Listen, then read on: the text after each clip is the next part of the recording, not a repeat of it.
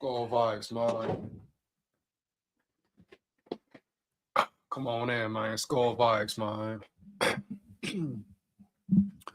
Lot to talk about tonight, man. You hear me? Had to switch the live up. Set up a whole new live and all that. But we here, you here. Let's get into it, man. You come in the chat, like it up. You hear me? Heavy. SKOL VIKES. Like I say, you know what this live is about, man. Right? I'm gonna be breaking down the KWESI and Kevin O'Connell presser.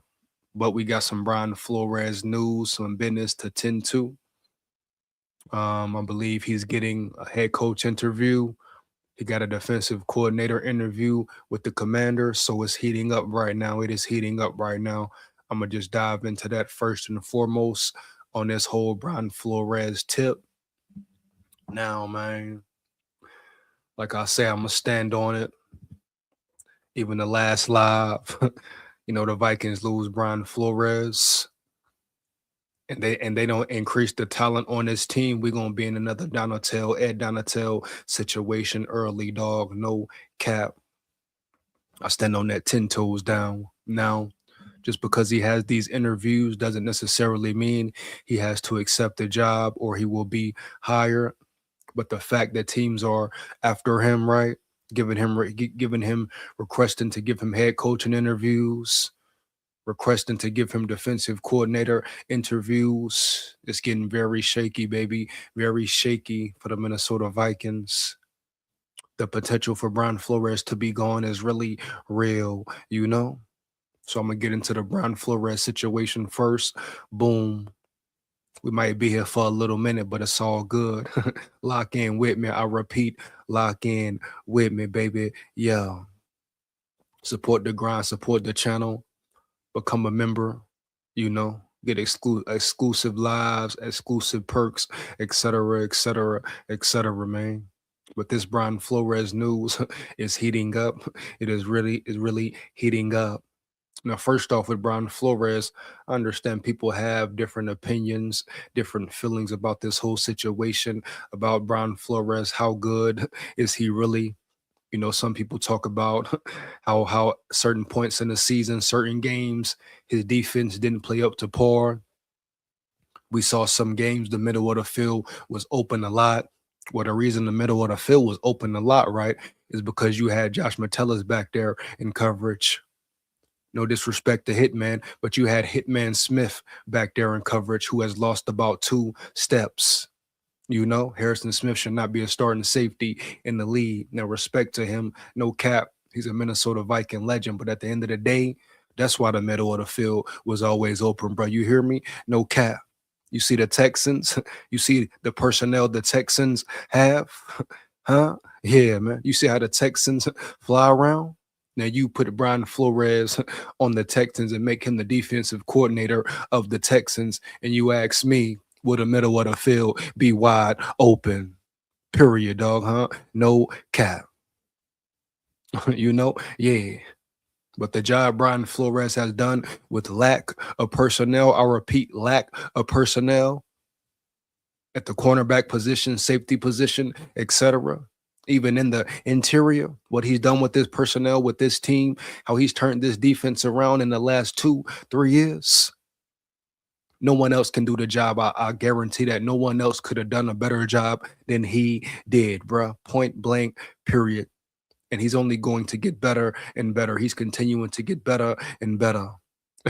So at the end of the day, if you're a Vikings fan and you think Brian Flores is replaceable, you got another thing coming, homie. You hear me? Heavy, no cap, for real.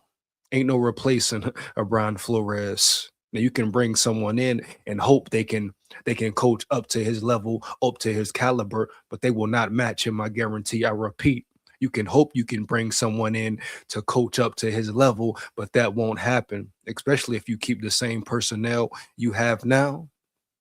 Huh? And you don't hit in the draft, or you don't get no free agency pickups, make no splash moves, especially in that secondary, and you come out there again with Isaiah Rodgers, Byron Murphy, he's going to be there. You know, he signed a big deal, big contract, whatever. Boom. You come back there with Josh Metellus playing safety or being a cover safety. If Hitman play another year and Hitman is your starter, right? If Theo Jackson is your starter, and you give that defensive coordinator the same personnel you gave Flores, this defense will be probably 20, ranked 20 or less. I repeat, ranked 20 or less, dog, for real. So everybody trying to act like or talk like it's not a big deal if B Flow goes, you are very mistaken, highly mistaken, baby, for real. No cap, huh? Yeah. You're not replacing a Brian Flores, bro. You can only hope to bring somebody in who can match him or try to match him. Period. Like I said, you give Brian Flores a personnel like the Houston Texans have. You see how that defense plays, right? How that defense flies around. You see the difference in personnel they have, how their cornerbacks fly to the ball, how their cornerbacks tackle, how their cornerbacks and safeties cover, how their front line is dominating, period, dog. Shout out Will Anderson, heavy. Shout out D'Amico Ryans, heavy. Roll Tide, full of pride, no cap. But you see how them boys play? You see how they dominated the Steelers O-line, baby? Are you kidding me right now? Now you put Brian Flores with that defense and you tell me is the middle of the field ever open? Yeah. Come on, homie. No way around it, man. Yeah. So let's stop the cap here for real. Let's not get carried away, homie, for real. B-Flow don't go. B-Flow don't go. But now I think it's going to be about the Guapino. As far as the commander situation, what it will come down to, he's getting interviews. Now, this is for the DC job for the commanders, right? Right. But I believe he's getting a head coaching interview as well. Like I say, I'm going to get into the articles and break them down. But as far as the DC coordinator position, when it comes down to Washington and who keeps him, if the Vikings retain him, or if Washington acquires him, oh, it's gonna come down to who pays. Guess what? The most federale, the most guapino, the most machismo, huh? The most linguini, baby. You hear me, huh? Heavy, bro. No cap. Oh yeah, for real, man. For real, huh? It's gonna come down who pays the big bucks. Who pays up the most? Now, the head coach position, if he gets that offer, he's probably up out of here. No cap. I believe the Steelers are requesting a head coaching job interview with Flores. I'm not shocked at that at all. Tomlin, Flores, they got close ties. Flores learned from Tomlin. So the Steelers said, yeah, we're going to hop right on that. I repeat, they said they're going to hop right on that. So it makes a lot of sense for the Steelers to try to make Flores their head coach. Bottom line, bro, for real. This is the business, man. This is the NFL. This is how it works sometimes. They will come and try to get aggressive and aggressively poach your coaches. And you have to think about the domino effect as well, right? Right. If B-Flow leaves, does Durante Jones leave as well? Then boom, you're stuck in a situation. You don't only lose your defensive coordinator, right? But you've lost your cornerbacks coach as well. So this is a real time. I repeat, a real time for the Vikings, bro. Real. Yeah, a real time for the Vikings, man. No cap. If B-Flow leaves, it changes everything. It changes every single thing, man, for real. It changes how the Vikings may have to draft. It puts more pressure on them in the draft. Changes what they need to do in free agency. All that, bro. No cap. Brian Flores is a game changer. Brian Flores is that dude. He is that guy. Everybody knows it, man. Heavy. Let's get into this article real quick. Shout out Knicks. Shout out Knicks or Cup champs in the building. What's up, man? What up, Knicks in the building? Shout out Knicks or Cup champs in the building, man. Shout out my boy, Heavy. David in the building. David Ruiz in the building. What up, big dog? Sianda, whatever that means, David, you hear me? Early. She damn, shout out She damn in the building, bro. Heavy. Let's get it, man. Let's just get into this Brian Flores news, this Brian Flores information. But this is really getting kind of spooky. I repeat, really getting kind of spooky, right?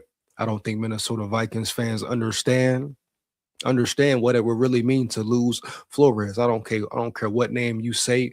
You bring this guy in, you bring that guy in. I don't care. They're not B flow. They're not replacing a B flow. You thought the middle of the field was open last year. Keep that same personnel with a different DC. And it's going to be way more than the middle of the field being open than it was last year. I stand on that 10 toes down. Heavy, man, for real. You know what I mean? This is real, homie. You talking about the best DC. I repeat, the best DC in the land. And you think it won't affect the Vikings, affect this organization? You know what I mean? Do you think this won't affect this organization in a negative way? I said in my last live when I pretty much went off. You hear me, huh? Yeah. I said in my last live, if B-Flow leave, this shit is over. Do we trust KWESI to hit in the drafts? Do we trust KWESI to bring the right personnel in? Huh? Do we, dog? Like, for real? Do we trust KOC and KWESI to identify the right defensive coordinator? Period, man. Yeah. Brian Flores pretty much fell in their lap. You know what I mean? Come on, bro. Let's stop the cap here for real. This defense will not be the same if you lose B-Flow now. If they enhance the personnel, homie, bring in some elite cornerbacks, huh? Bring in some elite players, bring in some juggernauts or draft some juggernauts up front. Yeah, okay, then maybe you bring in Raheem Morris, Raheem Morris, you bring him in, he can adapt, he can turn your defense into a well-oiled machine. But the difference between him and the flow is he will need his personnel to be outstanding. Brian Flores can make a defense look good without his personnel being outstanding, right? Right. That's the difference, man. What you got to understand, man. No cap, man. For real. I think people really forget who Brian Flores is. People really think he's replaceable. Like, what? He's that guy, homie. He's that dog. He's the real deal. No Holyfield, but shout out Holyfield. He is a boxing legend, man. What are we talking about here? What are we really talking about here round yonder? Come on, man. No cap. Shout out Aiden Chris in the building. What up, big dog? Aiden Chris in the building. What up, my dog? Heavy, man. SKOL VIKES forever, man. Believe that. Yeah. Kevin O'Connor wouldn't have a job if it wasn't for Brian Flores. Come on, bro. Aiden Chris, you know what's up. I know what's up, man. The whole Vikings world knows what's up. They can push it under the rug. They can deny it, whatever, bro. Boom. We know the 411, right? We know the scoop. Brian Flores made KOC look good. This defense made KOC look good. And really this year, he looked bad because his offense was trash. And he couldn't put his offense in the best position to win. He couldn't develop his quarterback for nothing. You talk about a man who waited until the 9th game, 10th game of the season to really put his quarterback in the best position to change the scheme, huh? To fit his offense the correct way. So Brian Flores been making KOC look good since he been in the building. You hear me? And I said it in my last live. You let Brian Flores leave and take one of them jobs. You gonna see. You thought KOC was exposed, is exposed now? Oh, man. Oh, man. You let Brian Flores leave for real. KOC microscope dad, we see you. We see you. Huh? We see you, Kevin. We see you, Kevin. Yeah, baby. Yeah. Now what you gonna do? What you gonna do? Huh? We see you, fool. Straight up, man. Heavy. Huh? You know how much pressure now will be on KOC? Huh? See, KOC, he was feeling good, huh? He didn't feel that much pressure, man. Heavy. But now with B flow gone, you can't rely on your defense. The defense can no longer carry you. We gonna see, y'all gonna see, the NFL world gonna see just how bad Kevin O'Connell is if he stays stuck in his ways. If he doesn't develop his quarterback, boom. If he stays in his ego, boom. We're gonna see how bad he is, bro. For real. Right? Right. The curtain will come. Pull it back, bro, huh? Pull it all the way back.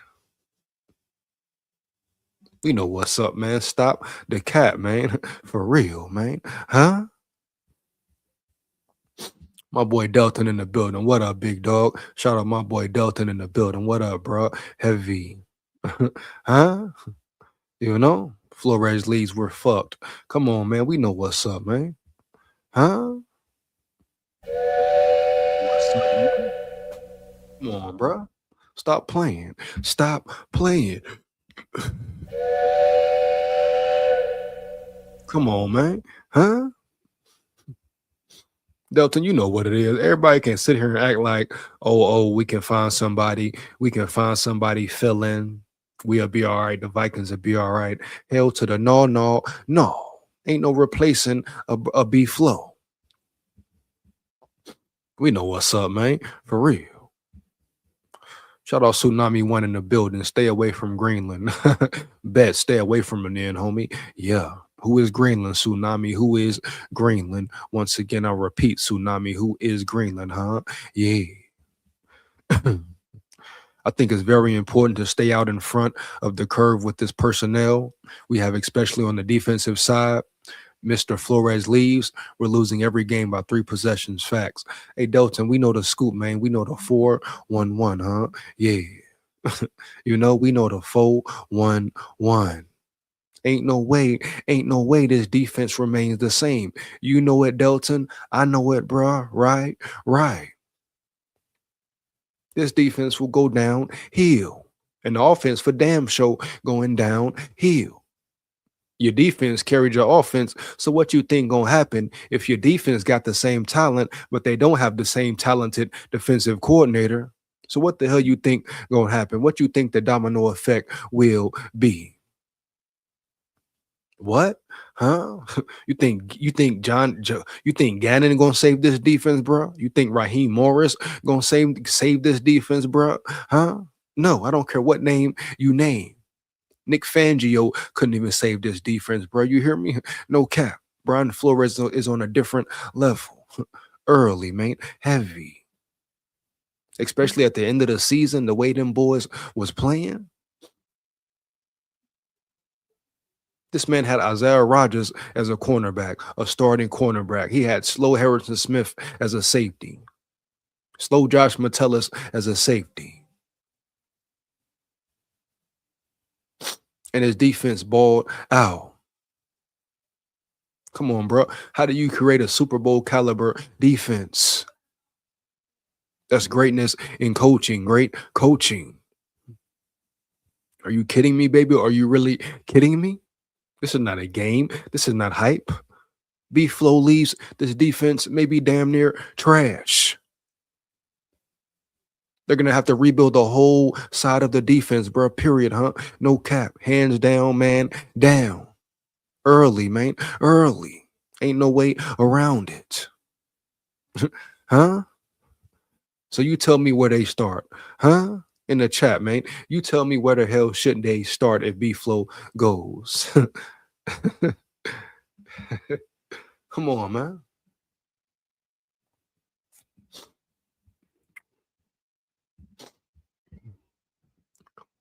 I want Ben Johnson and Brian Flores on the Minnesota Vikings, but I know Ben Johnson isn't leaving the Bears. Hey, and Chris in the building, man. What up, big dog? Let him know, man. Come on, bro. Huh? Yeah. We know what's up. We know what it is. We know what it ain't. Nah, Ben Johnson ain't going nowhere, homie. Ben Johnson locked in, bro. He locked in with the Bears early. Ben Johnson is locked in with the Bears forever. Ben Johnson is one of my favorite coaches in the NFL. I'm a Minnesota Vikings fan, but I'm impressed with the Bears in 1 year. Let him get 5 or 6 seasons in. We going to stay looking up to the Packers and Bears. Oh man, Aiden. Oh man, Aiden. Chris, I hope you're wrong, but it could be strong. Look what the man did his first year. You gotta respect the man. You gotta respect his program, right? His mentality, his mind frame. Look at what his players say about him. Look how his players play for him, right? Right. Look at what Caleb Williams said about him. Got emotional and all that. Everybody damn near wrote Caleb Williams off. You bring Ben Johnson in, boom. It's a different Caleb Williams. He brings that dog out of him. He brings the best out of him. He developed his young quarterback, something KOC has yet to do. But we sit here and call him the quarterback whisperer. I repeat, we sit here and call him the quarterback whisperer. The whisperer of what? I'm rooting for KOC, man. Hands down, man down. I want to see them boys win. I want to see him win, the whole squad win, man. You hear me? But at the end of the day, KOC has shown who he is, period. No cap. So how long do we sit here and be delusional or be bamboozled or let this staff fool us year after year after year? Hail to the no, no, no. They can fool you, but guess what? They can no longer fool me. KOC has showed me enough in 4 years. And if he comes back and runs it back and does the same thing again, guess what? I won't be shocked or surprised at all, bro, at all. But everybody wants to make McCarthy the scapegoat. All right, bet, bro. All right, cool. Come on, bro. Stop the cap. This is stop the cap season for a reason, right? I call it stop the cap season for a reason, man. For real. Come on. If you're in the chat, like it up. Make sure you like, comment, and subscribe and hit that bell. Share this with everybody you know. Support the grind, support the channel. Straight up, man. SKOL Vikes, win, lose, or draw, but we come to win. Come on, man. Stop the cap season is upon us. It's upon you starting tonight. Yeah, bro. Bitch, yeah. Huh? Packers say what you want about them. They will always find a QB to stay relevant. Yeah, Jordan Love, I mean, he's solid. He's nothing really great, but he's solid, especially with the personnel he has. T-Double in the building. Shout out T-Double in the building. Harrison Smith should be in the box. Facts. I said it all year. No disrespect to Hitman, right? But at the end of the day, he should be a box player. He can't be in coverage. He's a liability in coverage, man. I watched every game of the season. Y'all saw it live with me. What did we see from Harrison Smith? What did we see from Josh Metellus, right? Right. First off, Josh Metellus needs to lose about, I say, 8 to 10 pounds if he wants to be a cover safety. I repeat, Josh Metellus needs to lose about 8 to 10 pounds, right? If he wants to be a cover safety. He looks too slow. Bro, he looks too slow. He just looks too slow. He can't cover nobody for damn sure. Not a tight end. Do you know what Loveland will do to him, in coverage, dog, every time? Do you know what Loveland would do to Harrison Smith in coverage every time, especially now with a full season under his belt? And people want to talk about the middle of the field being open. No shit, Sherlock. I wonder why it was open. I even had to check myself like, yeah, it was times it was open, but why? Because of the personnel. It's going to be open, bro, period. When you got slow safeties in the middle, when you got an average safety, Theo Jackson, in the middle in coverage, and he still make them look real good. No disrespect once again, but we stating facts here. Ain't sugarcoating nothing. Ain't nut riding nothing. Ain't scared to tell it like it is for nothing, bro. Period. Ain't scared about what he say, what he say or she may say about nothing, homie. You hear me, huh? Heavy, hands down, man, down. Come on, man. Y'all know what's up. I know what's up. Early, homie. Yeah. Yo, that was really fucked up that a player's coach and the GM throws the second youngest QB in the NFL under the bus like that. Like, really, that's how you lose a whole team. Oh, I'm gonna check it out, Delton. I'm gonna check it out, bro. Like I say, this main point of this live is to break down KOC and Kwesi's platform, break down their presser, et cetera, et cetera, et cetera. And you know me, bro. I'm gonna break it down for real. Ain't gonna be no nothing riding, ain't gonna be no sugarcoating. But I gotta speak on this Brian Flores situation first. You know what I mean? Heavy. We gotta talk about Jordan Addison too. So I'm gonna be here for a little minute. So y'all stay locked in with me. You know what I mean? Early, man. Work in the morning or not. We gonna blow up the spot. Yeah. But yeah, I heard like some of it, but I'm hearing KOC was talking spicy about McCarthy, little slight jab here and there. I'm hearing Kwesi was talking a little spicy, you know what I mean? Slight job at McCarthy here and there. So we gonna throw shots back, bro. Guess what? You know me, Big SKOL. I'm gonna throw them shots back. Boom, boom. Because unlike everybody else, right? I ain't finna sit here and just let McCarthy be the scapegoat and everybody want to blame him and act like he ain't talented, act like he ain't got room to grow, act like KOC didn't blow it with the whole development and the whole scheme. Hell to the no, bro. Not on my watch for real. Lock in with me, bro. Lock in with me, homie. Yeah. I'm ready for Harrison Smith to retire and let's get Caleb Downs back there. Caleb Downs, huh? Let's get it. Caleb Downs, huh? Let's get it. Kwesi want to trade now. Kwesi want to make a trade, then you trade up for Caleb Downs. Yeah. Emmanuel. Hey, me too, Delta. Me too, bro. You remember during the draft? I was mad as hell, bro. Emmanuel was right there for the taking. What did Kwesi do? We know what the hell Kwesi did, bro. Boom. I was right there with you, homie. No cap.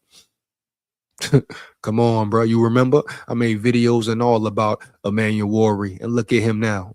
First year starter. Boom. You know what I mean? Even the guard or the tackle they got, Zabel. I was big on him, but you passed up on Emmanuel Reed. Would have gave you, he would have been a benefit to your defense right now. You see what he's doing in Seattle, how he's producing in Seattle, right? Right. Now you think how he would have produced under Brian Flores. Come on, man. We talk about identifying talent. Now, how can me and you sit back and as fans, Delton, and sit back right here, homie, and boom, watch the game, huh? Yeah. Not even watch a player for the whole season. You know, he came from South Carolina. We didn't sit here and watch South Carolina like that unless they was playing Bama, right? Right. But me and you can sit here and identify clear talent, right? Look at the room and see Emmanuel will be a monster dog for real. Identify a player who can contribute year one, but he not only contributing, he a starter year one. And you telling me Kwesi scouts couldn't see that? Kwesi couldn't see that, bro? You hear? Piss poor, homie.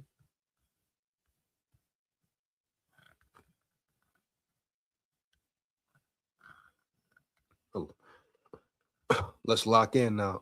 Yeah. But you telling me they couldn't see the talent and the potential in him, but we could, Delton. Are you kidding me, baby? For real? That's why I questioned his scouting team. That's why I questioned his whole scouting team, bro. Straight up.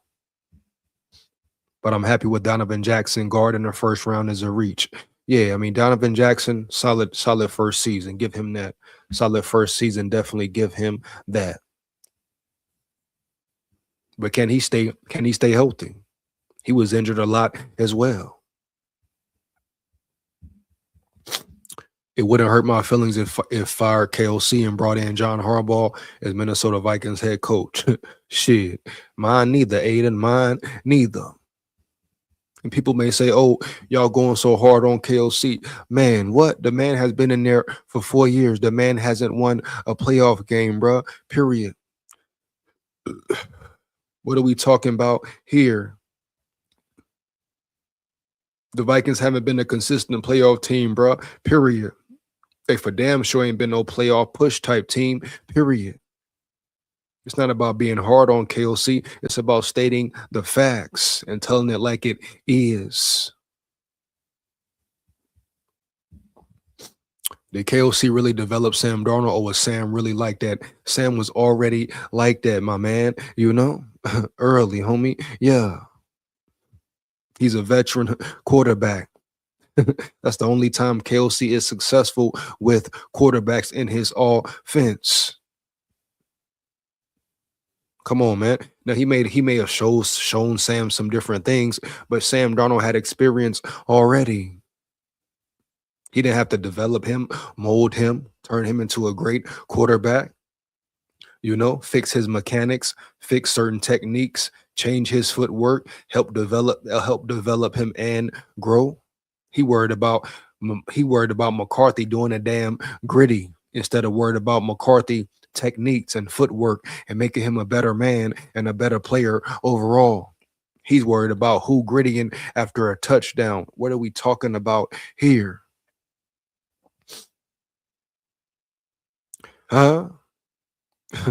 Yeah, man. KLC ain't developed nobody. With the Rams, he had Stafford, right? And he ain't even call the plays. That was Sean McVay, homie, Sean McVay. So what are we talking about here? What has KOC really done besides bring a certain culture, a certain change of scenery, a certain energy in the atmosphere? What does that mean, bro? At this point in time, what does that really mean? If you're not winning playoff games, if you're not a consistent playoff team, huh? Come on, bro. The man hasn't won one playoff game, bro. You hear me? In 4 years. Yeah, what was the Wilf's main thing? Oh, we want multiple Super Bowls. We want multiple Super Bowls. Cap, bro. Stop the cap. I'm gonna get into this article, man, and come back to the comments right quick. Come on, man. First one up, we're gonna do the Commanders. Let's get into this Commanders zone first and move on from there. Now give me 1 second, bro. I'm gonna share the screen and get right to it. But like I say, I'm gonna be here for a minute, man. We here for a minute. But I had to throw this Brian Flores information in here round yonder, man, early. You know? Yeah.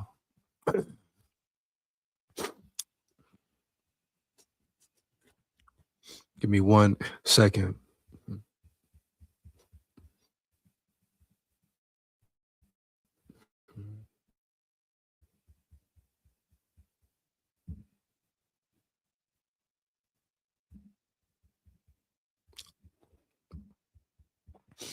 Commanders interview Brian Flores, Carl Scott for DC job. The Commanders are continuing to interview potential replacements for defensive coordinator Joe Witt, with Brian Flores and Carl Scott as the latest candidates on the list.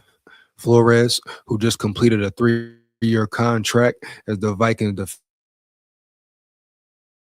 for NFL Network's Ian Rappaport.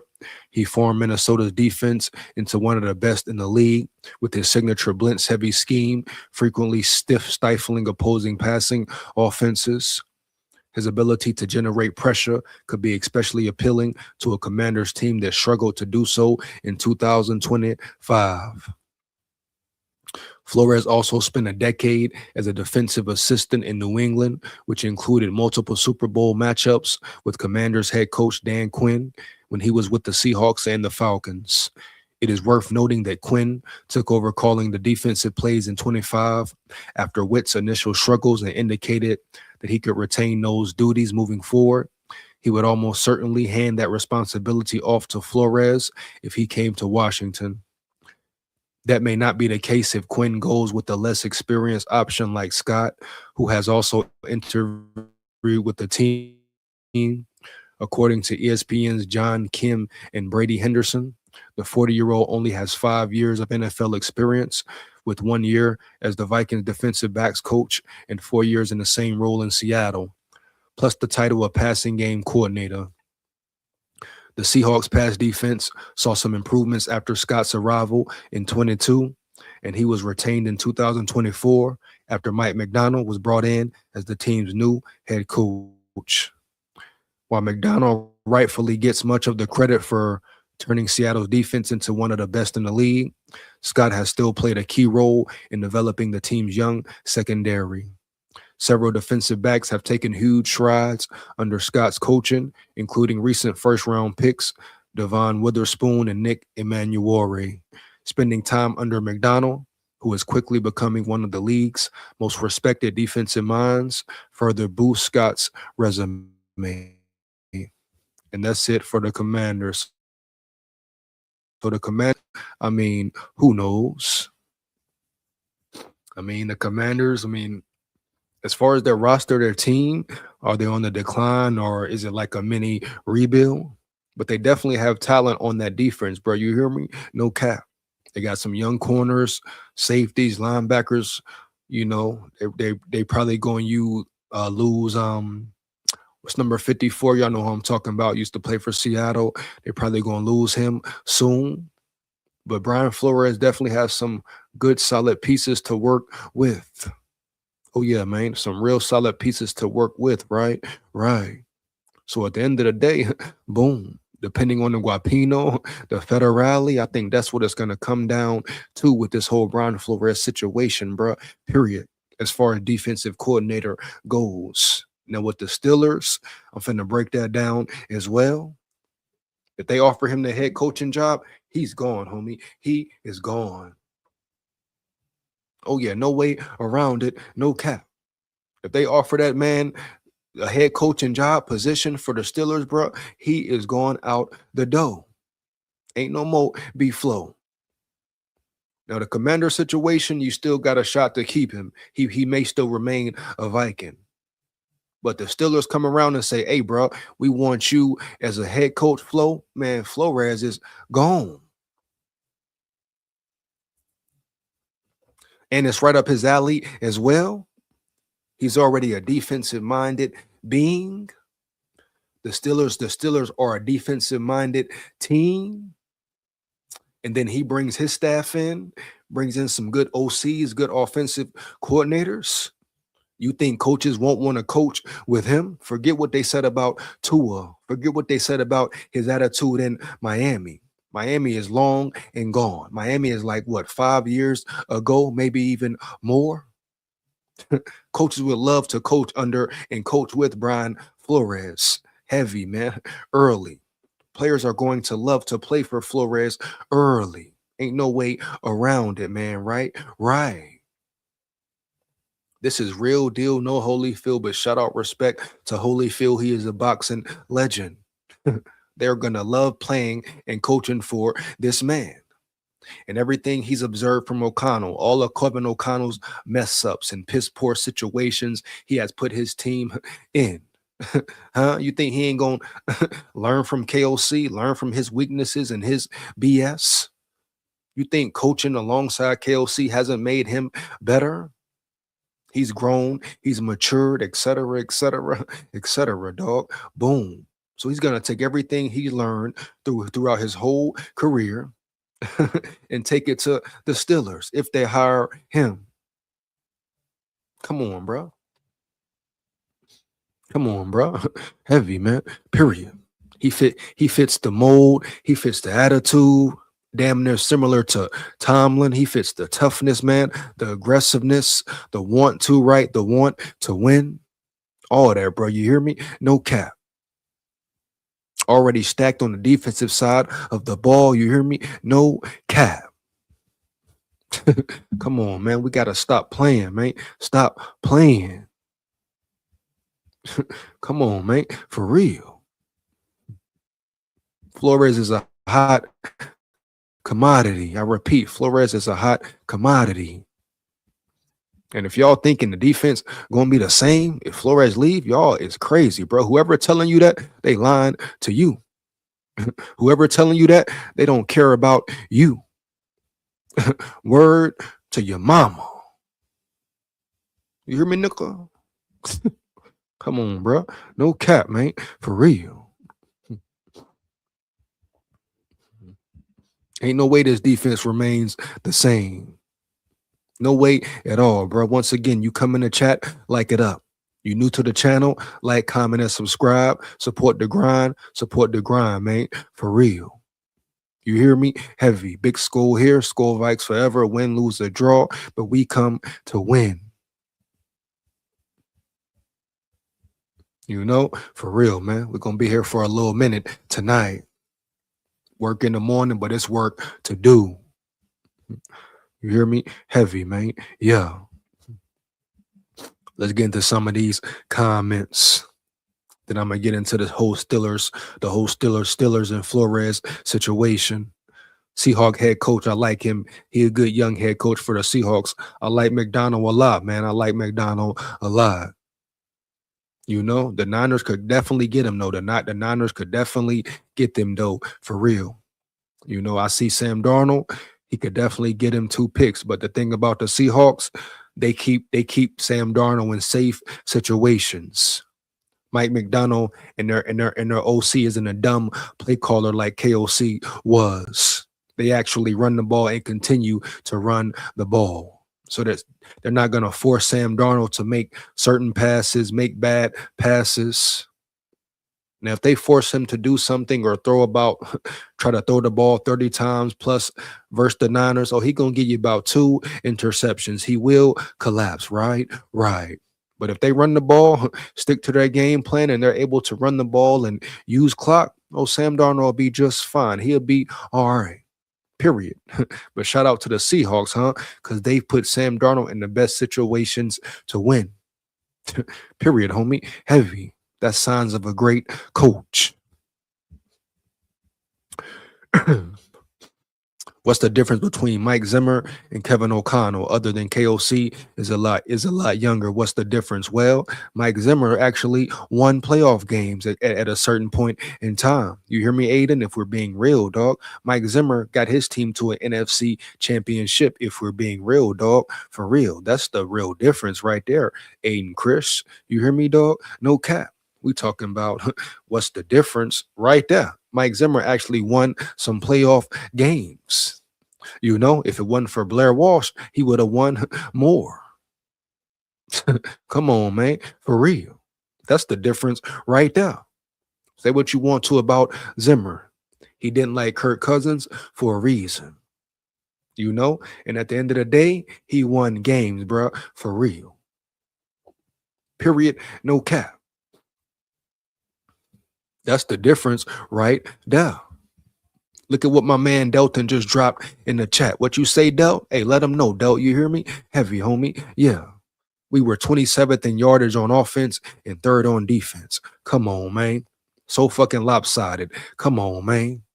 Especially being almost high round draft capital is sent on the offensive side. Come on, man. Where the train at, man? Come on, man. Yeah.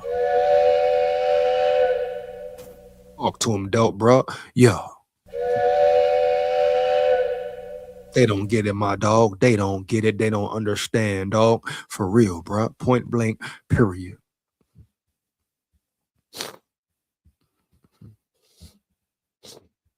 Six shooter in the building. What up, big dog? Shout out 6 shooter in the building. What up, my dog? Heavy. He say salute. He say salute, huh? Yeah, salute right back to you, my boy. Salute right back to you, my dog. Heavy. SKOL Vikes. Forever, dog. For real. Shout out Detroit fan report in the building, man. We got a Detroit fan showing love. I repeat, we got a Detroit fan showing major love. He say real talk, man. Real talk. Run it, man. Yeah, one more again, man. Yeah. Uh-huh. He said that will help my Lions. Oh, no doubt it will. No doubt it will. Shit, it'll help everybody. It'll help the whole NFL if we lose flow, bro. You hear me? No cap. Y'all know? Shit, the whole division to be happy, bro. For real.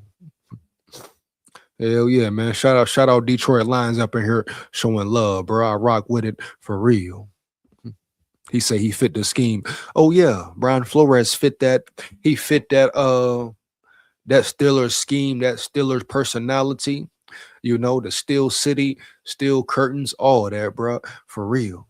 Brian Flores is a Steeler for real, homie. Yeah. He say all facts, man. Much appreciated, man. Much appreciated to Detroit fan report in the building again. My dog, my dog. Oh no, no, no, no. Not my boy Andre. Andre, what up, big dog? Yeah, man. Andre came up here and said what he feel and kept it real last live, man. You know, shout out my boy Andre Sutton in the building, man. Yeah, SKOL vibes. Come on, man. Detroit fan, we need to collab. Hey, let's do it, bro. You know what I mean, bro? Heavy, man. Let's get it. I'm gonna check you out for real, bro. No cap. If you cool with it, drop your email in the chat. You hear me? Or check me on Instagram or something, or I'll shoot you an email, man. But let's get it though, man. For real. Yeah. Stop the cap season is here. I repeat, stop the cap season is here. Let's make it happen, Detroit fan report. For real, dog. Heavy. SKOL, I told you, this is what our franchise do. KOC is the worst coach we ever had by far. He walked in with talent. Man, Andre, hit it on the head with a hammer, huh? Yeah.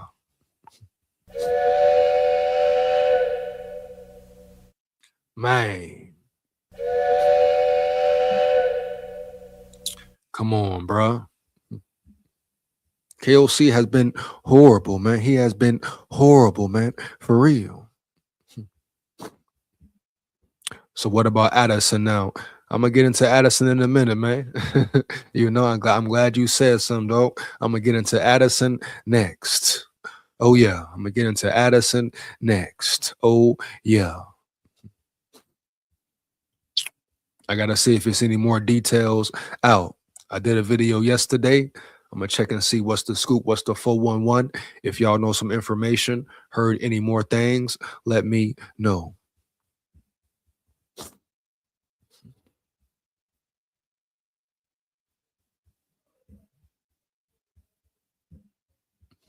Yeah, bro. And let's get into this Steelers, Brian Flores situation, information, etc. See what's going on here.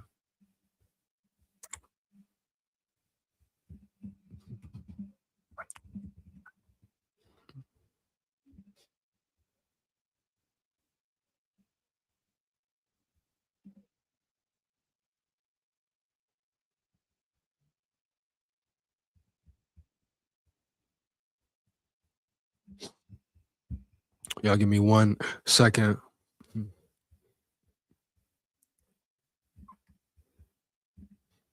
You said Dante Culpepper. We got shut out in the NFC Championship game. Come on, man. Oh man, come on, Andre. Come on, bro. You can't put it all on Culpepper, bro. Come on, man. Yeah. Come on now, dog. For real. My boy Andre Wilder tonight, man. He already on one, man. For real, man. Yeah. Y'all give me 1 second right quick, man. Gotta fix something right quick, man. Right fast. Heavy. Early, man. Yeah.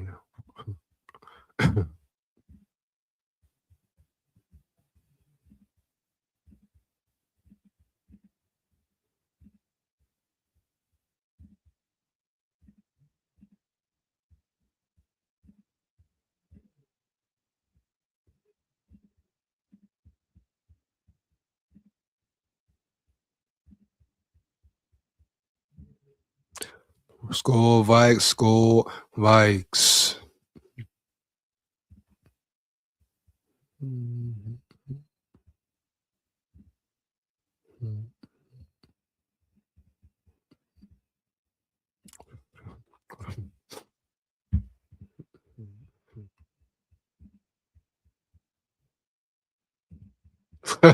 He say, dude, terrible, that roll on BS.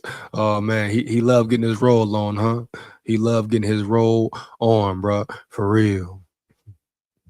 Daniel in the building. Daniel in the building. Can we hear my hot take? Trey Addison and pick for G. Wilson, Jets, or it will be perfect. Hold on, Daniel. We gonna get into it. Daniel, give me a second, man. Give me a second. We gonna get into Addy for real.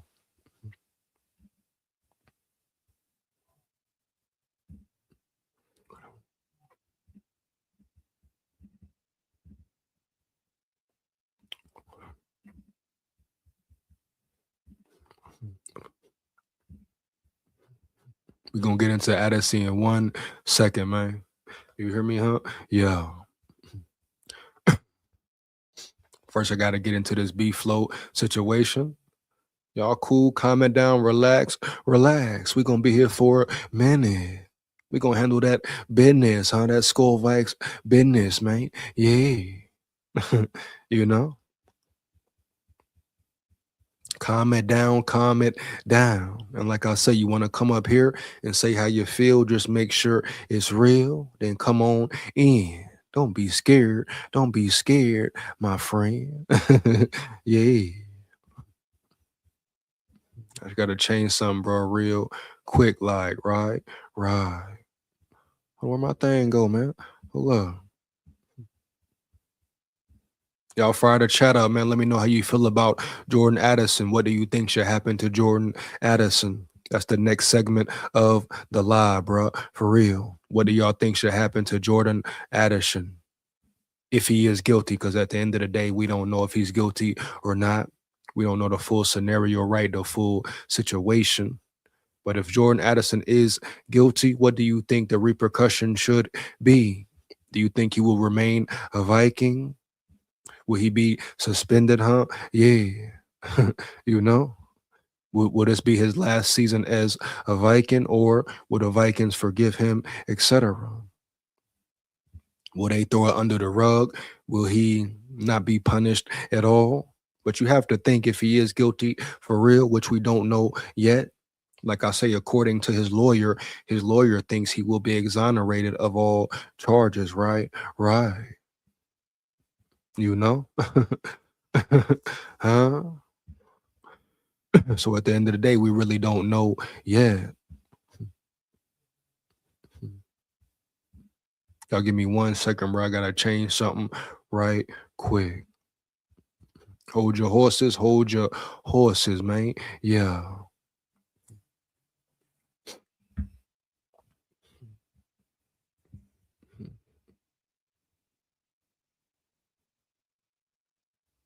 Come on now. Come on now, man. Yeah.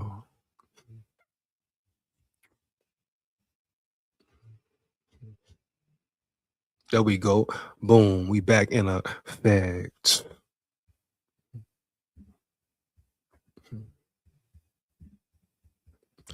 I can't do stupid anymore with this team live boat. This is ridiculous. Dudes are drunk. Hey man, Daniel, what do you know the 411? Do you know the scoop? You know? Now, until I know further details, until they say, boom, he is guilty. And like I said in the video, for real, if he is guilty, he's probably out of there, homie. Heavy, inexcusable. You can't take no more. But we got to wait and see how it really pans out. But at the end of the day, I don't know why he's in that situation, why he out at 3 in the morning.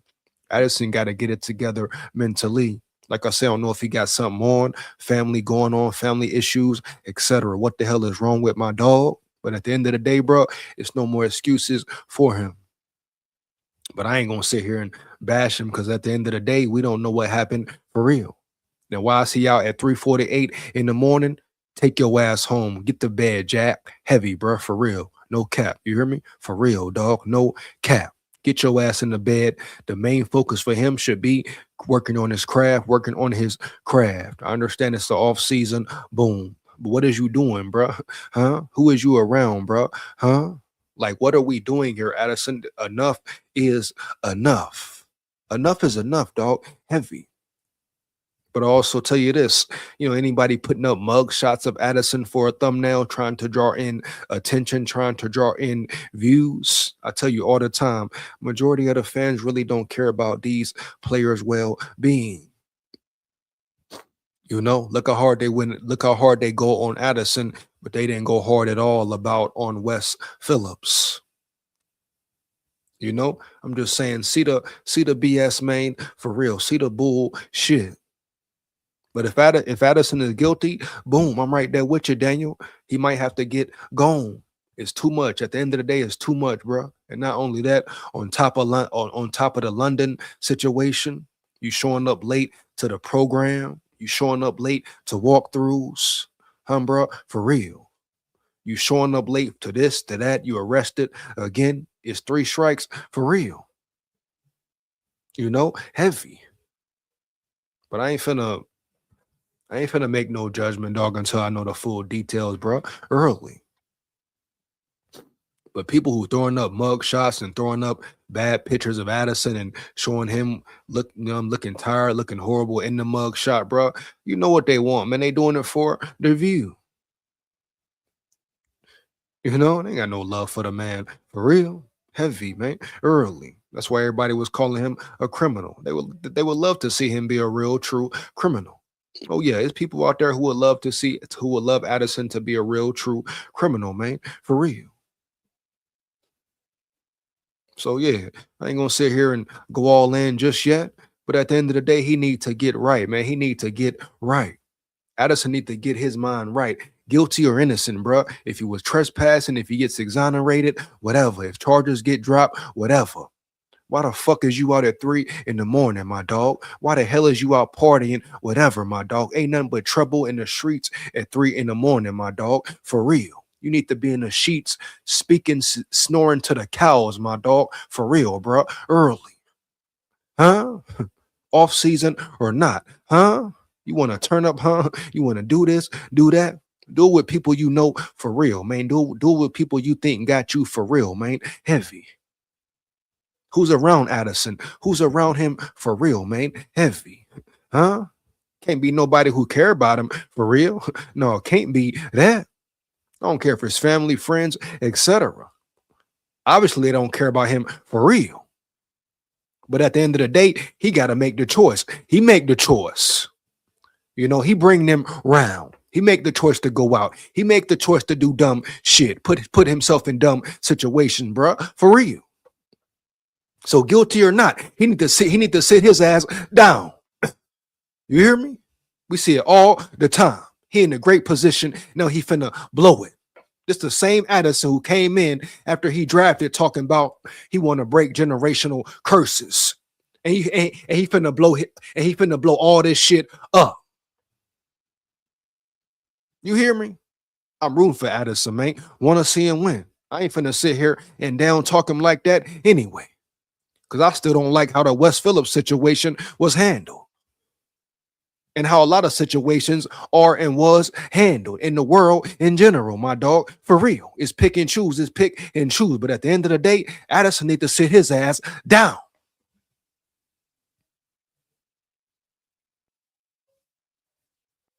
Huh? Focus on his craft. All the talent in the world.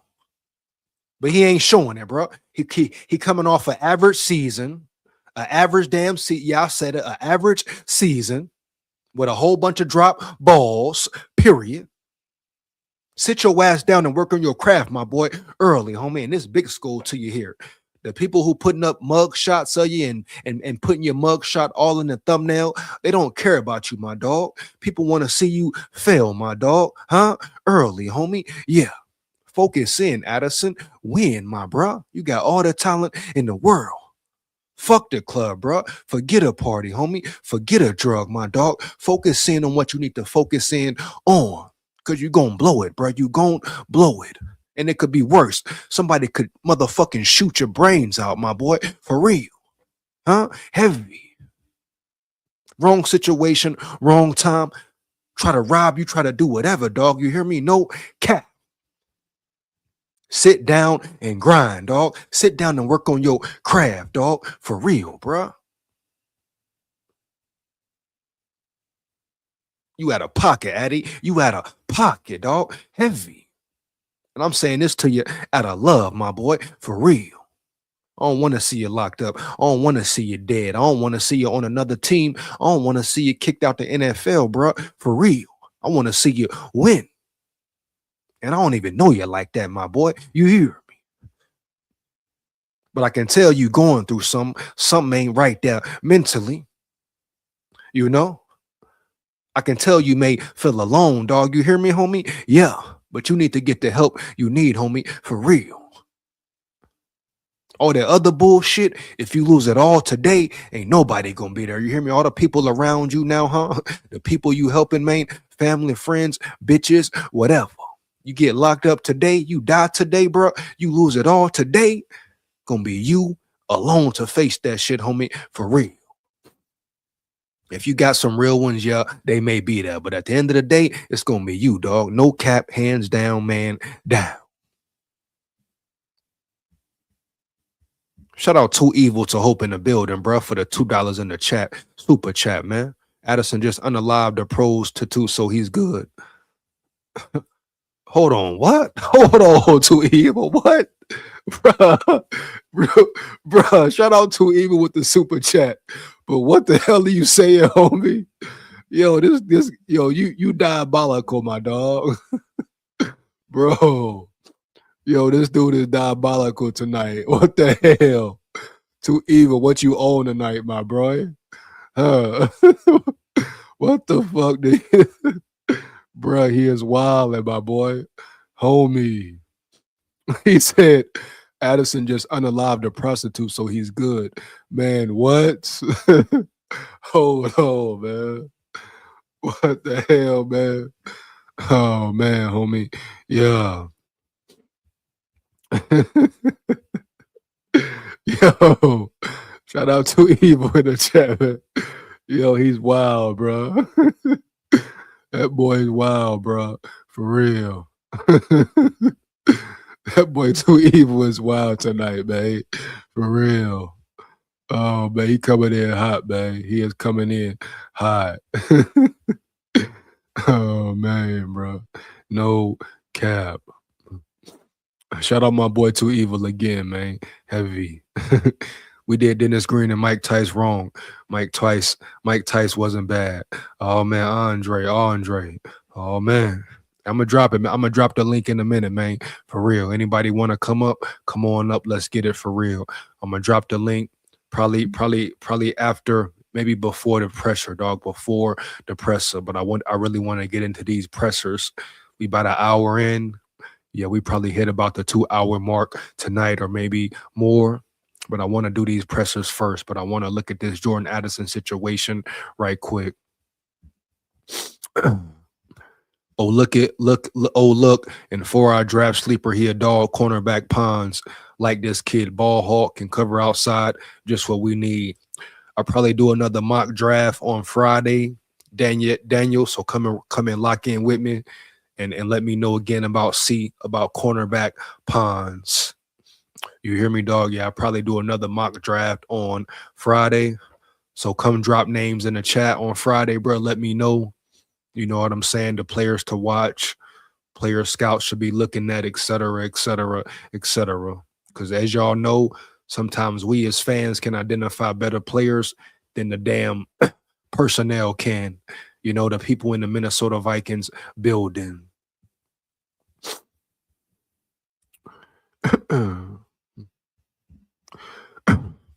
He stayed for noodles after getting kicked out for being drunk. We had problems. Oh, man, that's what it was, Daniel? Okay. Let me see, man. Let me see.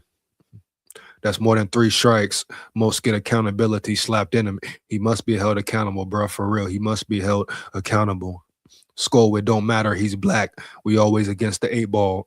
Big facts, Andre. Man, you hit it on the head with a hammer, huh? Yeah.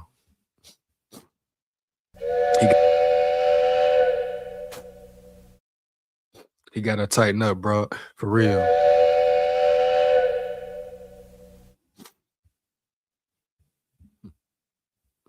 Addison for Wilson, please. And TY.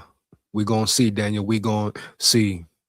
He also said, let's get paid. True, man. Very true. I don't know where all that energy went. Holding in the building. My dog holding in the building. Yeah, what my mom say, 3 a.m. is devil's hour, but Addison ruining his career by doing this. I will still want Addison to succeed. Big facts, Golden. What she say? Man, Golden, A. Listen to your mama, man. Listen to your mom, bro. You hear me, Golden? She telling you right. I repeat, she telling you right. I said Golden, my bad. I know you changed your name. Holden, bro. Listen to your mom, bro. For real, no cap. You hear me, huh? Yeah. Ain't nothing out in the streets at 3 a.m. but bullshit. But demons and vultures in trouble lurking. You hear me? No cap. So shout out to Scold, shout out to Holden mom, bro. For real. Heavy. You hear me, homie? Yeah. Addison needs a strong drug habit to get him straight. I don't know what it is, man. I don't know what it is. Too evil, man. Huh? Trade him. He want to leave. Skull. Might have to, man. Might have to. Heavy. I'm trying to play down his badness. I feel you too. I feel you too. No cap. My favorite coach was probably Denny Green, even though that's from a long time ago. Shout out Denny Green, homie. Shout out Denny Green. Don't play around at an Indian casino. They don't play on sovereign grounds. Big talk, real talk. Big talk, real talk. It's fine. You can call me Holden if you want. Shout out Holden in the building, bro. Let's get it, man, for real. All right, let me dive into this Steelers, Brian Flores, so we can speed this up a little bit, bro. Let's get to it, man. Let's get to it, you know. 1 second. Got one more Brian Flores document to get into. Then we're going to hop into Addison, see if it's any more breaking news on him. Then we're going to hop into the pressers to wrap it up.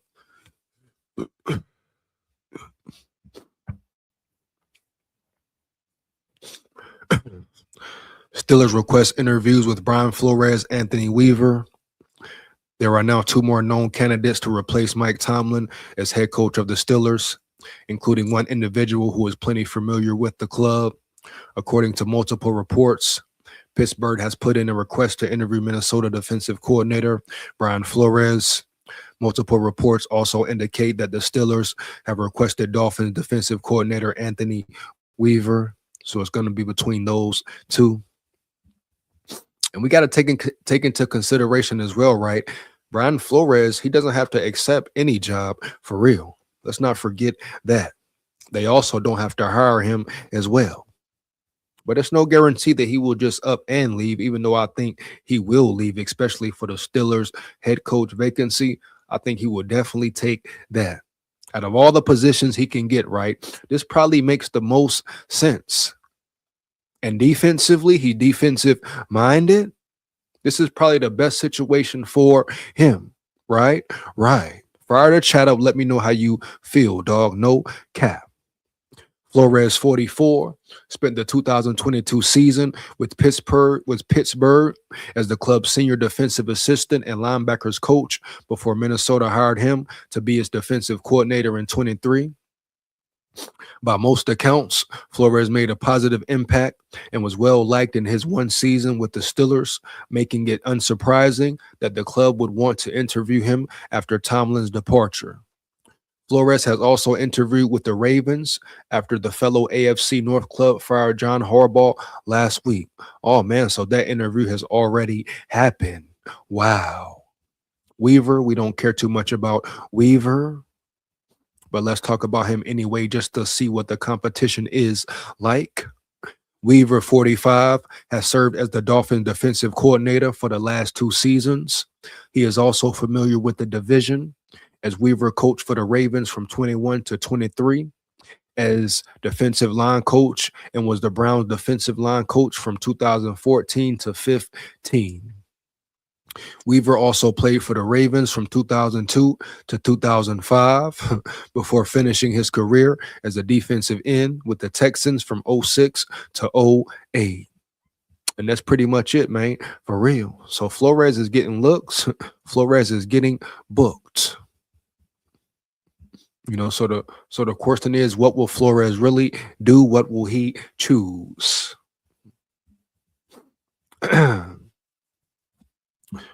I like the idea of trading Addison next season when a team is desperate for a good receiver. It may be. What team do you think that will be, Too Evil? What team do you think that will be? That is the big question, right? Early, man. Heavy. Yeah. Now let's see if we got any Jordan Addison news, any updates. If y'all know any updates, let me know, bro. For real.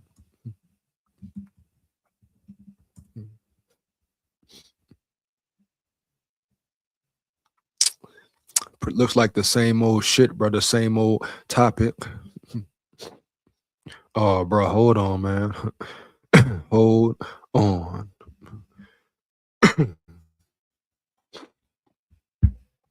Let's see what we got here. Y'all give me 1 second. Give me 1 second, man. Yeah.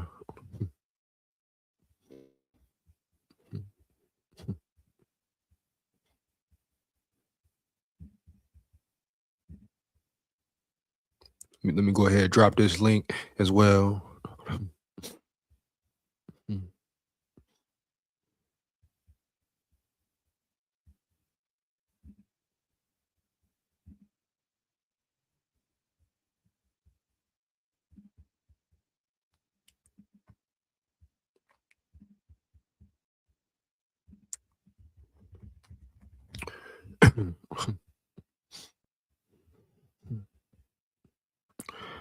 Let's go ahead and get into it right quick.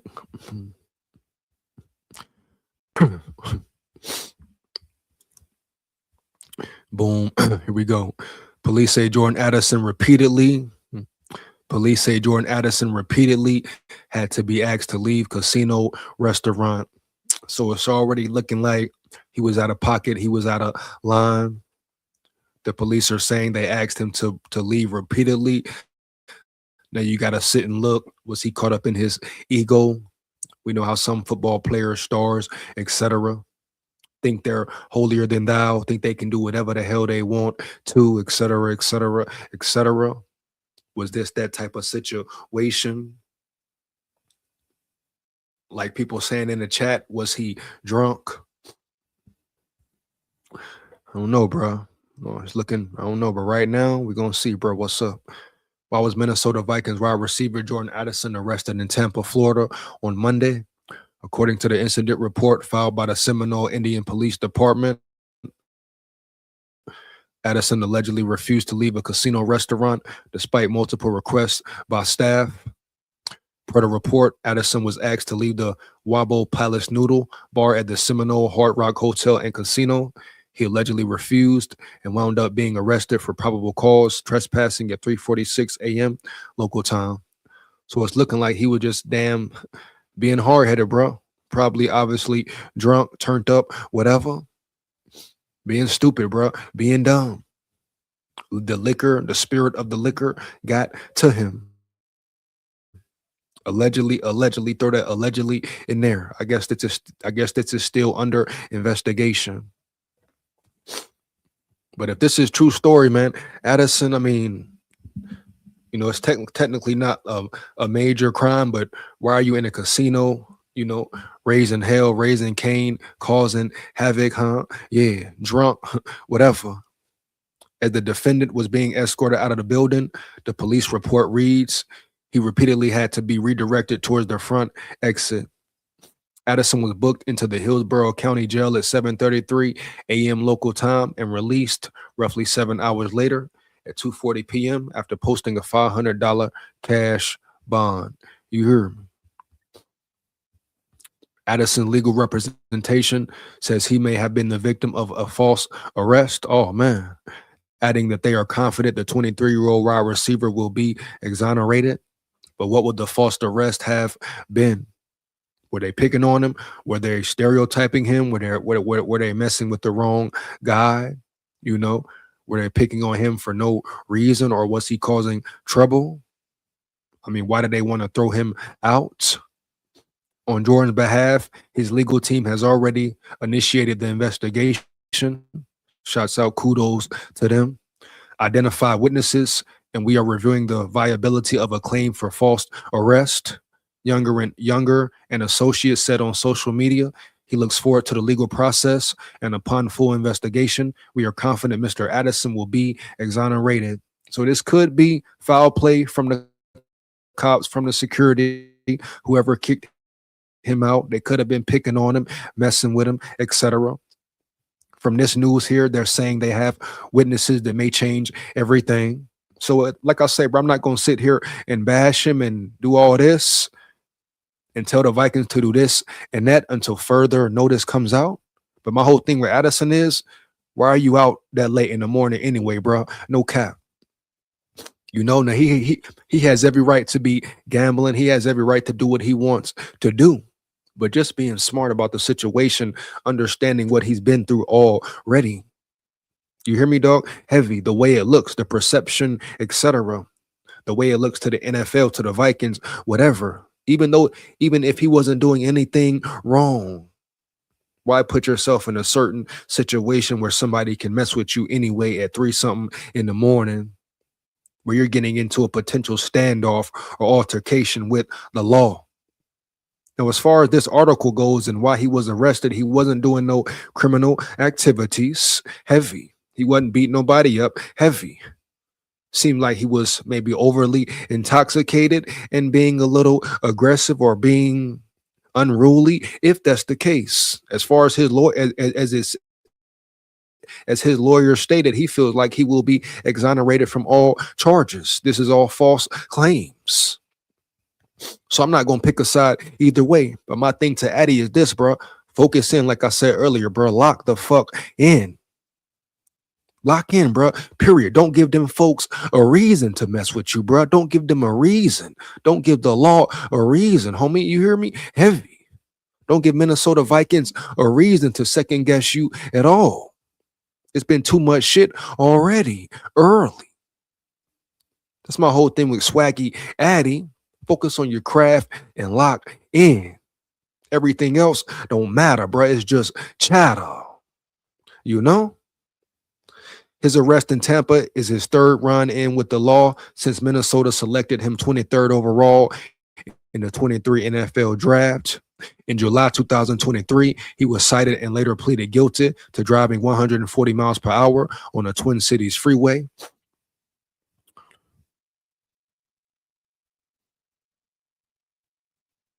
In June 2024, he was arrested on suspicion of DUI in Los Angeles, which he later pleaded no contest to a lesser charge.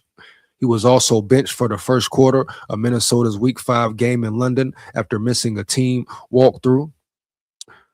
All of the off-the-field issues will certainly be weighed by the Vikings as they look into the future. Addison is eligible for a contract extension this offseason. But with Naylor also entering free agency, they may have to be selective about how to spend money at wide receiver when Justin Jefferson carries a nearly $39 million cap hit. That's roughly 12.5% of the salary cap next season.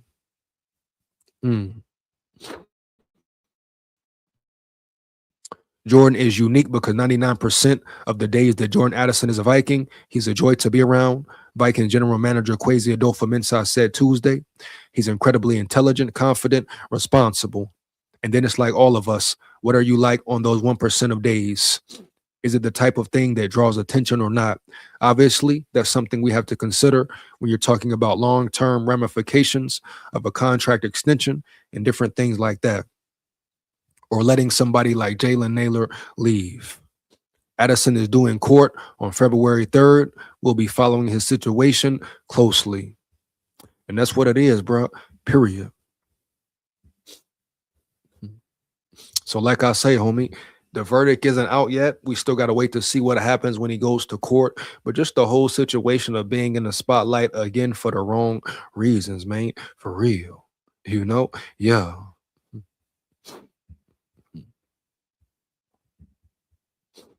Kwesi and KOC equals duds. Shout out JDI in the building, bro. He said Quasi and KOC equals duds. Heavy, man. Yeah, right. Come on. One more again, man. Yeah. Oh man, bro.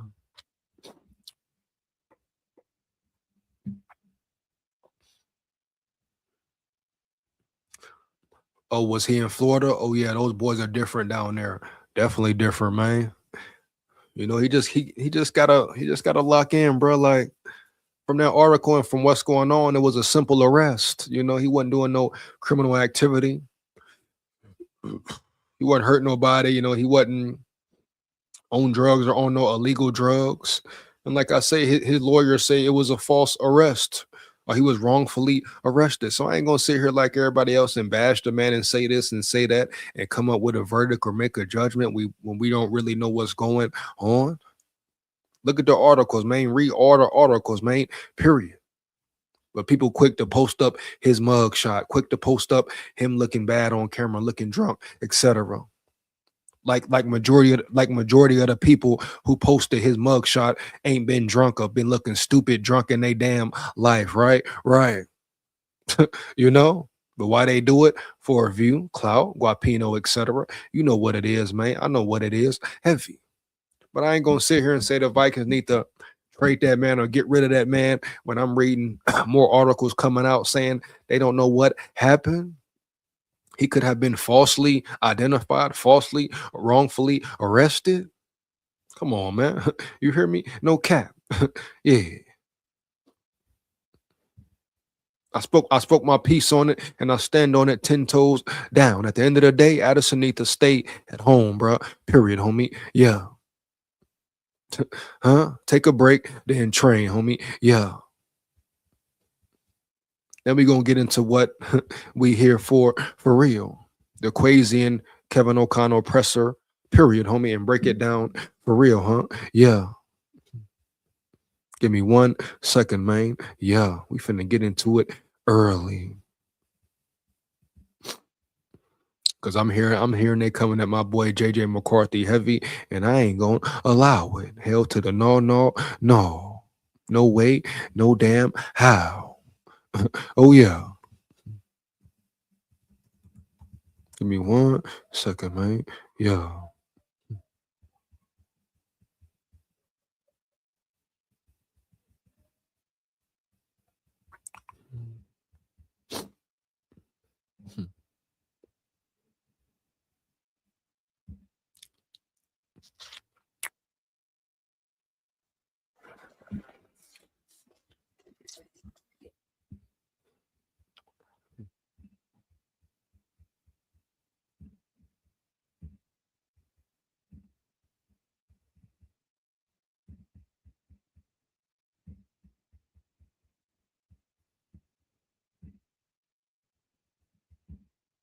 Game.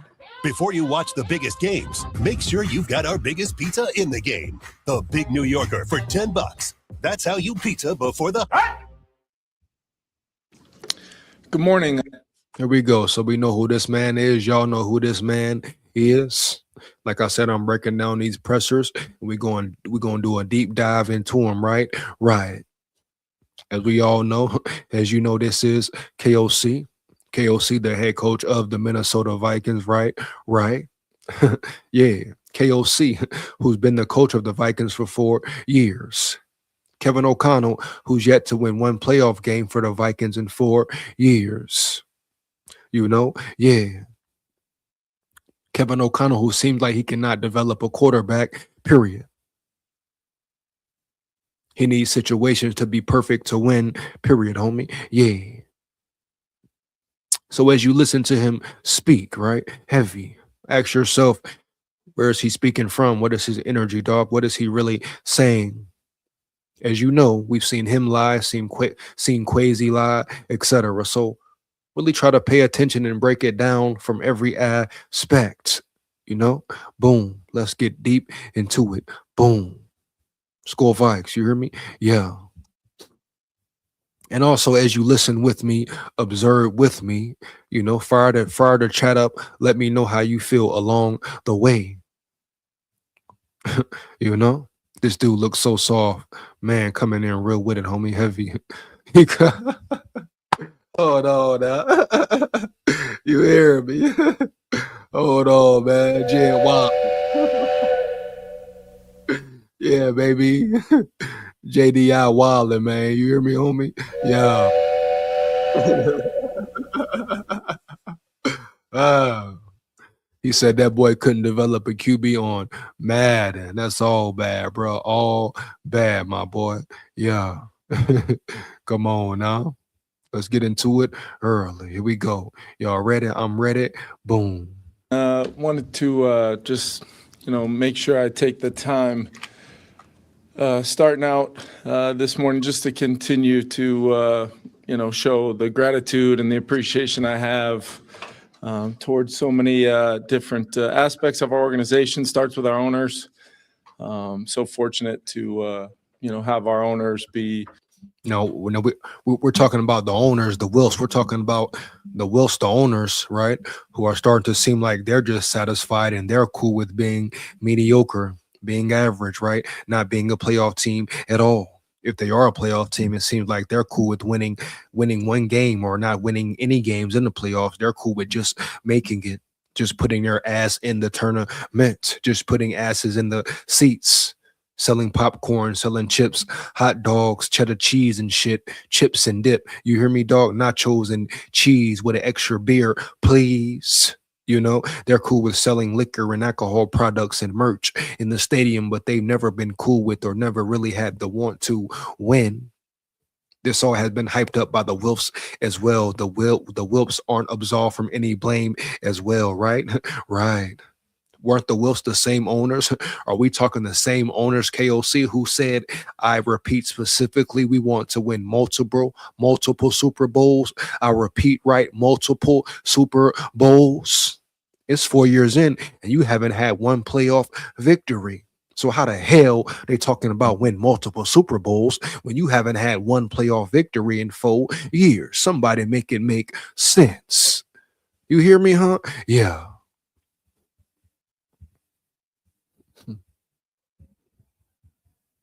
Come on now, JDI. You know what's up, man. Yeah, you hear me? Yeah.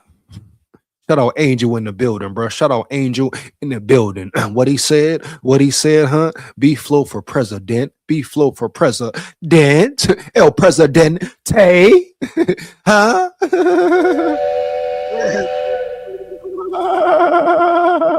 One more again, man. Yeah. Come on, man. Yeah. Yeah, man. Let's get back to it, bro. For real.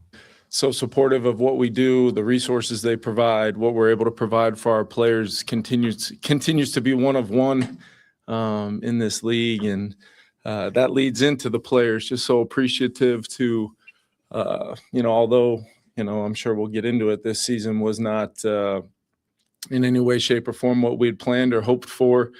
But you're right, KOC. You're absolutely correct, my boy. You're correct, my brother. You're correct, my brother. The season was piss poor. The season was trash. Yeah, you get credit for winning 5 games in a row, finishing strong. We all love to see that. You didn't bow down, you didn't quit, you didn't fold, but you failed. Your offense was trash, bro. It was because of you. It was because of you, KOC. You're the reason the season was atrocious, dog. For real, no cap. It was because of you, KOC. You're the reason the offense struggled majority. You, your O-line, you can blame quarterback play here or there, but you're putting a rookie in the game and you couldn't develop him, bro. You didn't understand who he was as a person, dog. You didn't understand the personnel you had, dog. You hear me? No cap.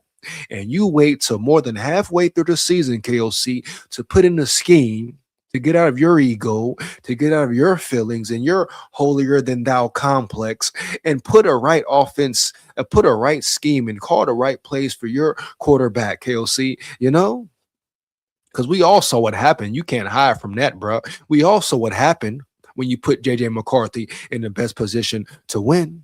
We all saw what happened, KOC, when the game slowed down for him. Huh? Yeah. Heavy, man. Early. Just the way they finished, the way they continue to fight, the way they stayed together and continued to, strive for success through adversity was impressive to watch, and so fortunate to be around the great group that I get to be around. That's same for our coaches. Total compliment to our coaching staff for Every time, Angel. Every time it's what? Sales board, He gets on the presser. Oh, he gets on the podium. KOC on the podium again. Sounding good, sounding polite, sounding perfect, making promises. Everybody hyping him up. Then the media is so scared to ask certain questions. Everybody hyping him up. Oh, KOC is this, right? KOC is that. Oh man, he sounds good again. He sounds real good again. He talks good as a bitch, but his actions mean nothing. So what are we really doing here? Come on now, man. Stop the cap, man. Stop the cap season. For real, man. Yeah. Shout out Christopher in the building. Shout out Christopher in the building, man. He say facts, EJ. Man, yeah. B-Flow saved KOC. Arched the whole season. Big facts, JDI. Big facts, JDI. Come on, man. Yeah. We know what's good, man. Yeah. Bitch, yeah. Huh? SKOL VIKES. Huh? Helping to persevere through what was a difficult season at times, and ultimately, finishing the way we did 5-0, down the stretch shows a lot about those guys, and most importantly, our players, our staff, throughout our building. We got some of the greatest people in the world supporting what we do, both on the first floor with the players, but also some of the folks that helped put together the Europe trip and help navigate some of the things that we had to navigate. You know what I miss most about playing? Yelling, "Hey!" So I got this job. I got your pizza. Throughout the year, travel-wise, and just the people that do their jobs for us at an incredibly high level. So very thankful, obviously, to continue to attack this every day with those great folks, and something I'm looking forward to.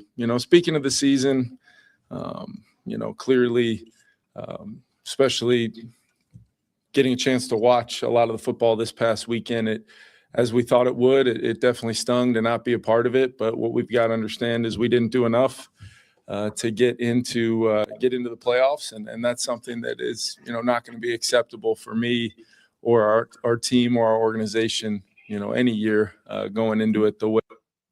Yeah, KOC, you're not the only one, though, man.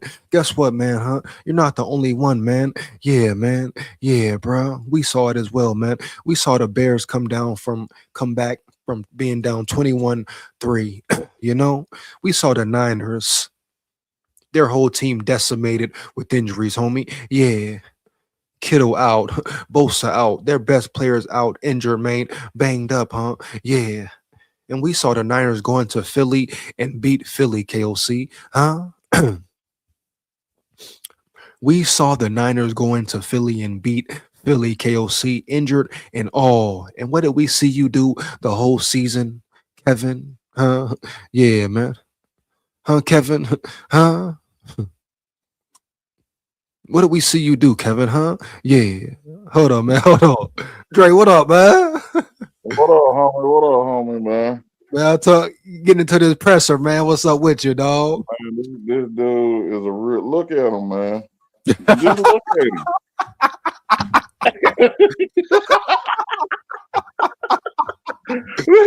Oh, man. Come on, bro. Kid, man. Come on, man. It's crazy here, man. Man, I just say, man, hey, I love flying Flores, but hey, make your life better, man. Set you a career, man. Get the hell on out of Minnesota, and we tear it down. Tear it down. Man, dog. And get us what you want. But look though, tear it down and do what though, homie? Rock it back up again. Rock it back up again. Oh, you gotta rock it back up again, dog. Man, So, bro. It's pathetic, man. Man, when he did that, this when I lost it. Yeah. And that's when I found your show. Yeah. When he did that, when we got shut out against Seattle, Yeah. and how bad Sam Darnold looked and how bad our defense play, I mean, good they played, he did 4th and an inch quarterback sneak Yeah. with the tight end. Yeah. No. That was 3rd and 1, homie. That was 3rd and 1. Was it 3rd and 1? Oh, yeah, because he Yeah, threw a right. 4th. Yeah, 3rd and 1. Soft I mean, out there. I would have told him, don't even get on our plane. Find your own way back. Man, walk back, man. You hear me? Yeah, because if we do a bad job at work, we get fired. Right, you don't do your job, you out of there, man. Yeah, come on, man. We trying to win the Super Bowl, man. I'm tired. I ain't trying to win no games, man. You know what I'm saying?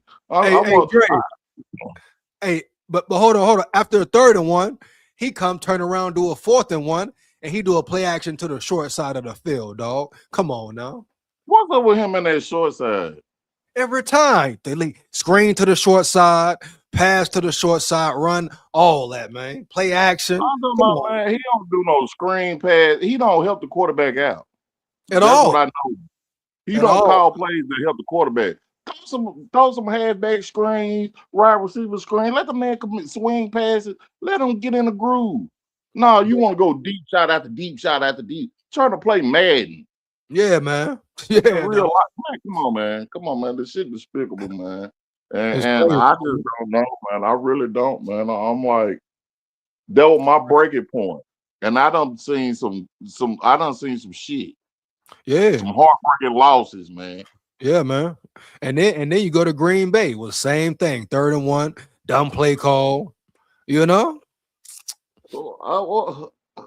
I don't know what's up with this guy. What's up with him, man? What's up? I mean, is it he don't want to give up the play call? And tell me you get more inside info because you up that way. What is going on, bro? I mean, like, damn. I mean, like, dude don't have common sense.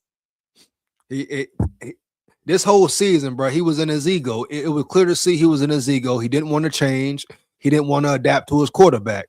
But we all saw what happened when he adapted. I don't know if somebody got in his ear. Somebody said, hey, bro, change it up. But we saw what happened when he changed the scheme up, ran the ball more, you know?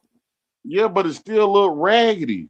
No, facts. But yeah, that ain't think about if he would have been doing this the whole offseason training camp, OTAs, boom, how it would have looked then, you know? Man,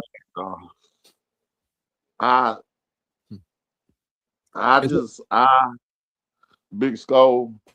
I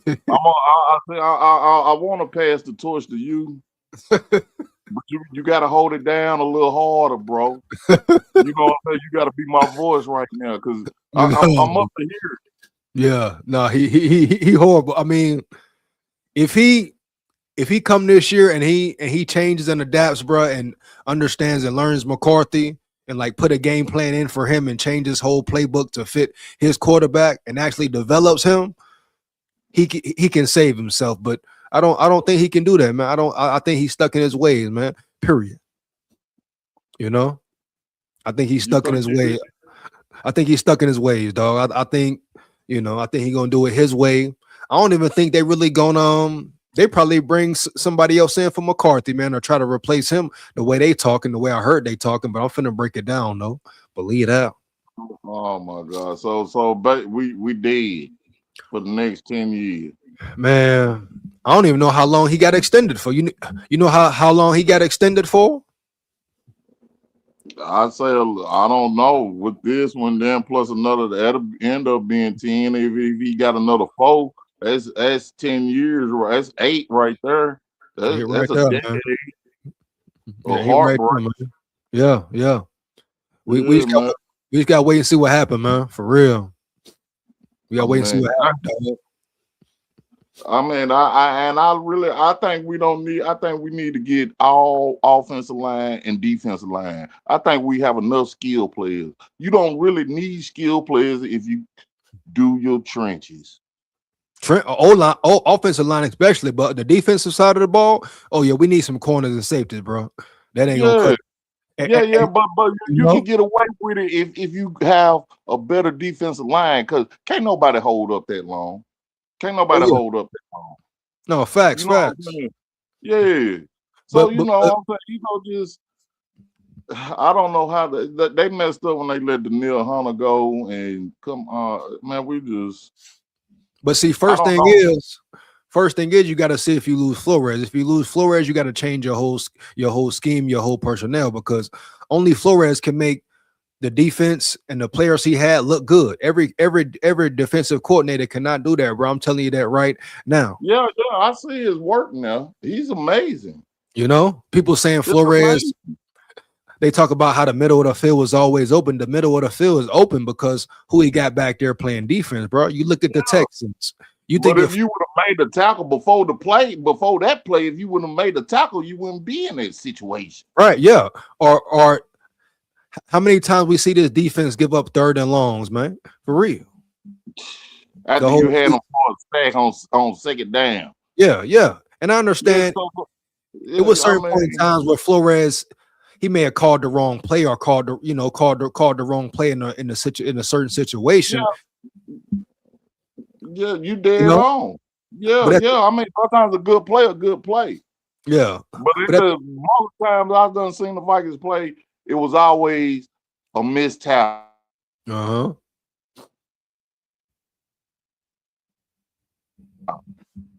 You had him for a sack, he got away. Just like Caleb Williams, you have him for a 20-yard loss, and then he turn around and get a play. You got to make them play. So I don't really blame it on too much on the coaches too. You got to make them play. Justin Jefferson, I seen you doing all that pouting. I seen you drop 3-4 touchdowns. A lot of drop passes this year, homie. You know, a lot of drops, man. A lot of drops. But look, and you put Flores. You give Flores a Texan defense with the personnel they got. Come on, man. You think the middle of the field will be open? That's a real. Oh, hell no. You see how the Texans play, man? They defense raw, homie. Heavy. You see them play versus Steelers? Man, them boys. The line, though. The cornerbacks too. Them boys fly to the ball, homie. Heavy, and they cover. They 2nd string defense line. Yeah, that's what I'm saying. It's like a starting defense. That's what I'm saying, bro. Now you picture, and you give Brian Flores that same personnel. He had a #1 defense across the board. But why we can't get the personnel? They ain't, because Kwesi can't draft. You hear me? Huh? You think that's what it is, bro? Yeah. You got to build your team for the draft, dog. And not getting enough defense. No, you gotta build your team through the draft, dog. Okay, acquiring free agents is cool, but boom, bro. Most of the free agents you get, maybe got especially Hargrave and Allen. They got what, maybe a year, 2 years left. Hargrave probably gone, right? Yeah. Yeah, I didn't like them too. Not at all. You gotta. The key of the draft is to build your foundation in the draft, dog. Period. Kwesi ain't done that, homie. You know, he ain't done it. Ryan Gripson, he's sitting up there in the office. You know he's slaw, huh? Lord. So you know all these front office people, man. I don't know them like that. I think you need to go and get on the media and start pressing them. Bro, you know the media on the I can't stand this dude. He got his little content. He called FTW or whatever. Oh, now ain't he the one? I saw, ain't he the one who put that mug shot at Addison up there, huh? Did he? I ain't seen it yet. I've been listening to you. Yeah. Some of these creators, like they, you know what I'm saying, they jumped on the shot to make Addison look bad, man. They put the mug shot at him up there, man. You know, yeah. So, bro, dude, he separate the fan base. For real, what he be doing? I'm just his. He ain't giving it. He ain't like no nigga. You don't really feel no heart. You don't feel. I'm questioning his Viking card. Nigga, where's your pain? Nigga, the suffering and pain. And you can't say it ain't all about race, because I done seen us have black head coaches. I done seen us have black quarterback. It's bigger than that. Right. Hey, I gotta pull his fan card, dog. Yeah, pull that man fan card, man. Everybody, man, come on, for real, man. Dude, man. It's bigger than that, man. And you over here doing that and doing it. No, it's like he showed favoritism towards the franchise than you do as a fan base. Yeah, I get you. Yeah, You know man. what I'm saying? Don't do that, man. We get sick of this shit. Facts, man. Big facts, dog. For real, Yeah, man. sometimes man, you got to get caught. You got to accept it. You got to accept accountability, man. You know what I'm saying? I ain't playing right. I ain't coaching right. I ain't heard O'Connell say that not now time you ever show the presser. You ain't never hear him say me, all me. It's always we. No, it's been you. It's been just you numerous times, my dog. Numerous times, my boy. Heavy, man. You know? And our media don't get on him. I'm telling you, they not, Dre. That's what I'm telling you, man. But you see how quick to bash McCarthy? The whole season, what we hear, dog. The whole but that's why I'm putting it in your hand. That's why I ain't gave you the keys all the way to the car yet. Because you're a bam too. I see that bam in the back too. So you know what I'm saying? I know it, man. We know what real championship look like, what real coaches look like, man, for real. Yeah, but see, man, we got to go to the media, man. Yeah. You know, I be looking at it, man. It's like we divided. It's like for real, man. We all got to come together. It's like, man, we sick of this shit, man. Yeah, man. But man, you know how some people do, man. People don't want to come together for real, man. You know, you got certain people like him. But people like us can override him. Man, come on, man. Hey, you already kick the facts. If you kick the facts, truth always over prevail. I'm gonna keep kicking them, bro. I promise that, man. Come on, man. Even though Addison, you doing wrong, they got a bed for you. Just keep on playing. I'm telling you, man. He got to lock in, bro. Yeah, they got a bed for you. You can have all the money you want and can't spend it. Yeah. So hey, he gonna blow it, bro. He keep messing up. He gonna blow it, dog. Yeah, he man. up, dog. You just gotta start attacking the media, man. I will, man. You got the people, get the people behind us. You got the platform. I'm trying to get mine up and going. I'm kind of slow to the technology type shit, but I'm sick of it, bro. No, bro, I'm gonna get on it, man. You saw the last live, man. I say ain't nobody safe, man. I gotta come with it, man. Man, you gotta come with it every time. Yeah, we're going down. I see it now. We ain't gonna be nothing for the next 10 years if we don't clean house. Don't say that, Drake. Come on, man. I've seen it time and time again. Oh man, come on, Drake. If I tell you I seen it, bro. Dang, bro. Nigga, we did the Herschel Walker deal. Man, it took us to get Randy Moss before we were back competitive again. That's about 10 years. Man, dog. If we don't do something now, we will be the laughing stock at the bottom. We'll be looking to win half our games for the next 10 years if we don't do something now. So you saying it ain't no hope at all for KOC and KWESI, man? Nah. Man.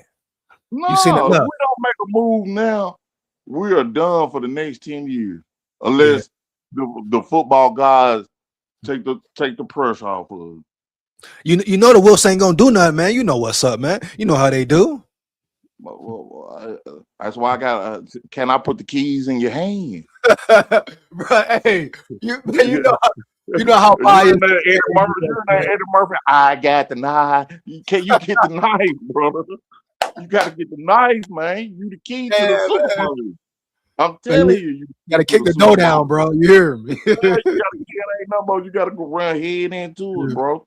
Heavy, you got the key. You got the. I done checked out all the Viking platforms. They don't come real like that.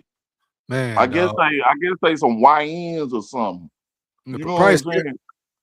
Probably scared to, scared to speak up and say what's real, man. Scared of who it's gonna affect, who gonna say this, who gonna say that, you know. You know how it goes. Like your boy Vocal Mike. He be coming real. Yeah. But at the same time, come fed with it. Don't be drilling behind your back and all that, nigga. Take it to the lane, nigga. Tell like how you did the other day. I'm like, damn, it done took a whole year for you to go off. I'm trying to be cool, man. Shout out, be cool. Shout out Vocal. Shout out Vocal Mike too, man. But you say he ain't going all the way in with it, huh? Yeah, he made some good points and all that, but you got to go in. So I'm saying, man, everybody don't really want to come together and go in, man. You hear me? Heavy, man. Well, you got the you what you just said. You got to kick the door down. Yeah, You got to break the wall, dog. yeah, you know, I'm coming. Yeah, bro. You got Real, to. man. It's getting ridiculous, dog. And then especially when you sit back and see what's going on and see the BS, man. Like, you know what I'm saying? And you see the biasness. You see how the media thing go. Just Minnesota in general, dog. You see how they rock. You know. I mean, Lord have mercy. I don't know. What about Randy Moss for a coach? You think he could bring us together? Man, homie. Because hey, I was seeing the clip, man. I was looking at the clip on ESPN, right? Yeah. Man, Randy Moss told that boy, he told O'Connell, "Nigga, carry my bag." Oh man. I knew he was a sucker in. I knew he was a sucker in. And see, you've been a fan. He done picked everybody out on the field and told you to carry his bag. Yeah. You a sucker. And so you've been a fan a minute too, man. So you know the whole inside scoop type. Man, Like my mama a Viking fan. She named me after Ahmad Rashad. She was the big Ahmad Rashad. I remember all this shit, man. I remember he caught a Hail Mary. I don't know how. I guess I heard her scream, and I wasn't number 2 or 3 years old. Man. I seen Tony Dorsett on Monday night run a 99-yarder. I remember we were putting it at the Christmas tree, taking it down or something. He done popped a 99-yarder on us on Monday night. I said, Man. "Oh, they done set up." I was so glad Travis Henry tied the record. Not Travis, Derrick Henry. Yeah. Yeah, I was so happy he did that, so we wouldn't be the franchise that gave up the 99 yard. Yeah. Man, bro. Man, So Darren Nelson got stopped on the 1 yard line. That was our Super Bowl. you didn't see it all. Doug Williams won the Super Bowl. Yeah. Yeah, that was Darren Williams got stopped on the 1 yard line. That's what made us get Herschel Walker. Oh man. So you didn't see it all. Went downhill. You seen it all then, man. Man, oh my God, we would have beat the hell out of John Elway that year. Man, bro. I don't know, bro. Hopefully, you know. Hopefully KOC they can figure it out, man. But it's, you know, if they don't change certain things, it's gonna be tough, bro. You know. So basically, you're saying we did, bro. No, I ain't gonna say we dead. I mean, I'm very interested to see what happened with Flo, because if he leave, bro, it changed everything, man, for real. Oh, if he leave, we for sure dead. Yeah, if Flores leave, this whole and see what my thing is, people think it's a game, like.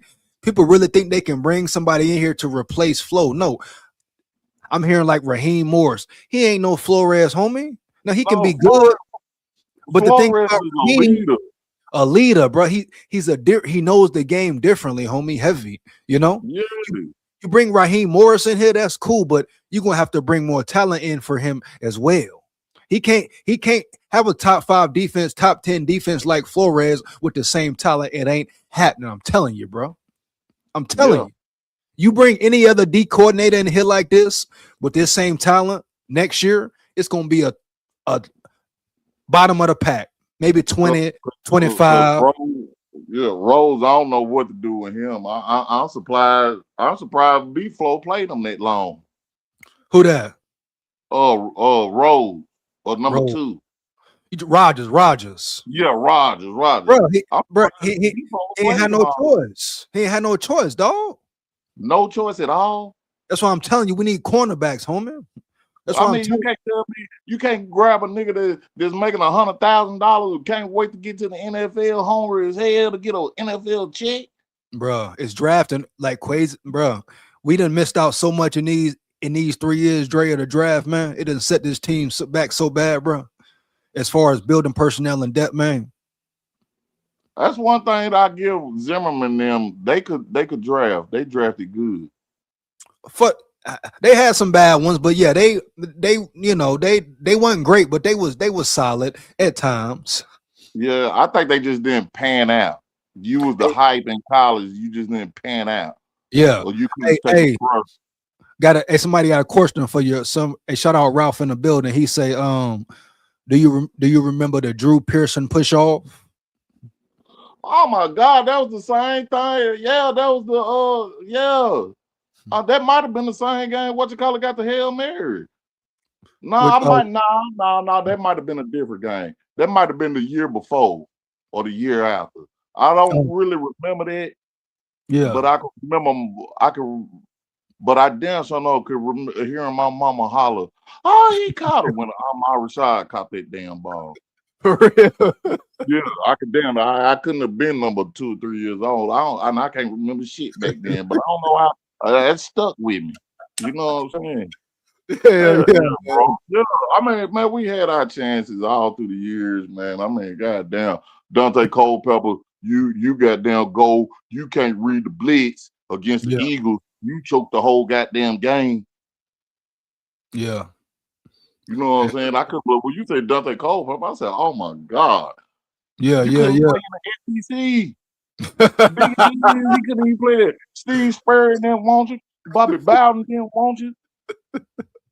Hey, homeboy say who was the genius who decided to let Nashawn Wright go to the Bears and be an All-Pro this year, only the Vikes? That's crazy too, man. He balling over there. We do shit like that.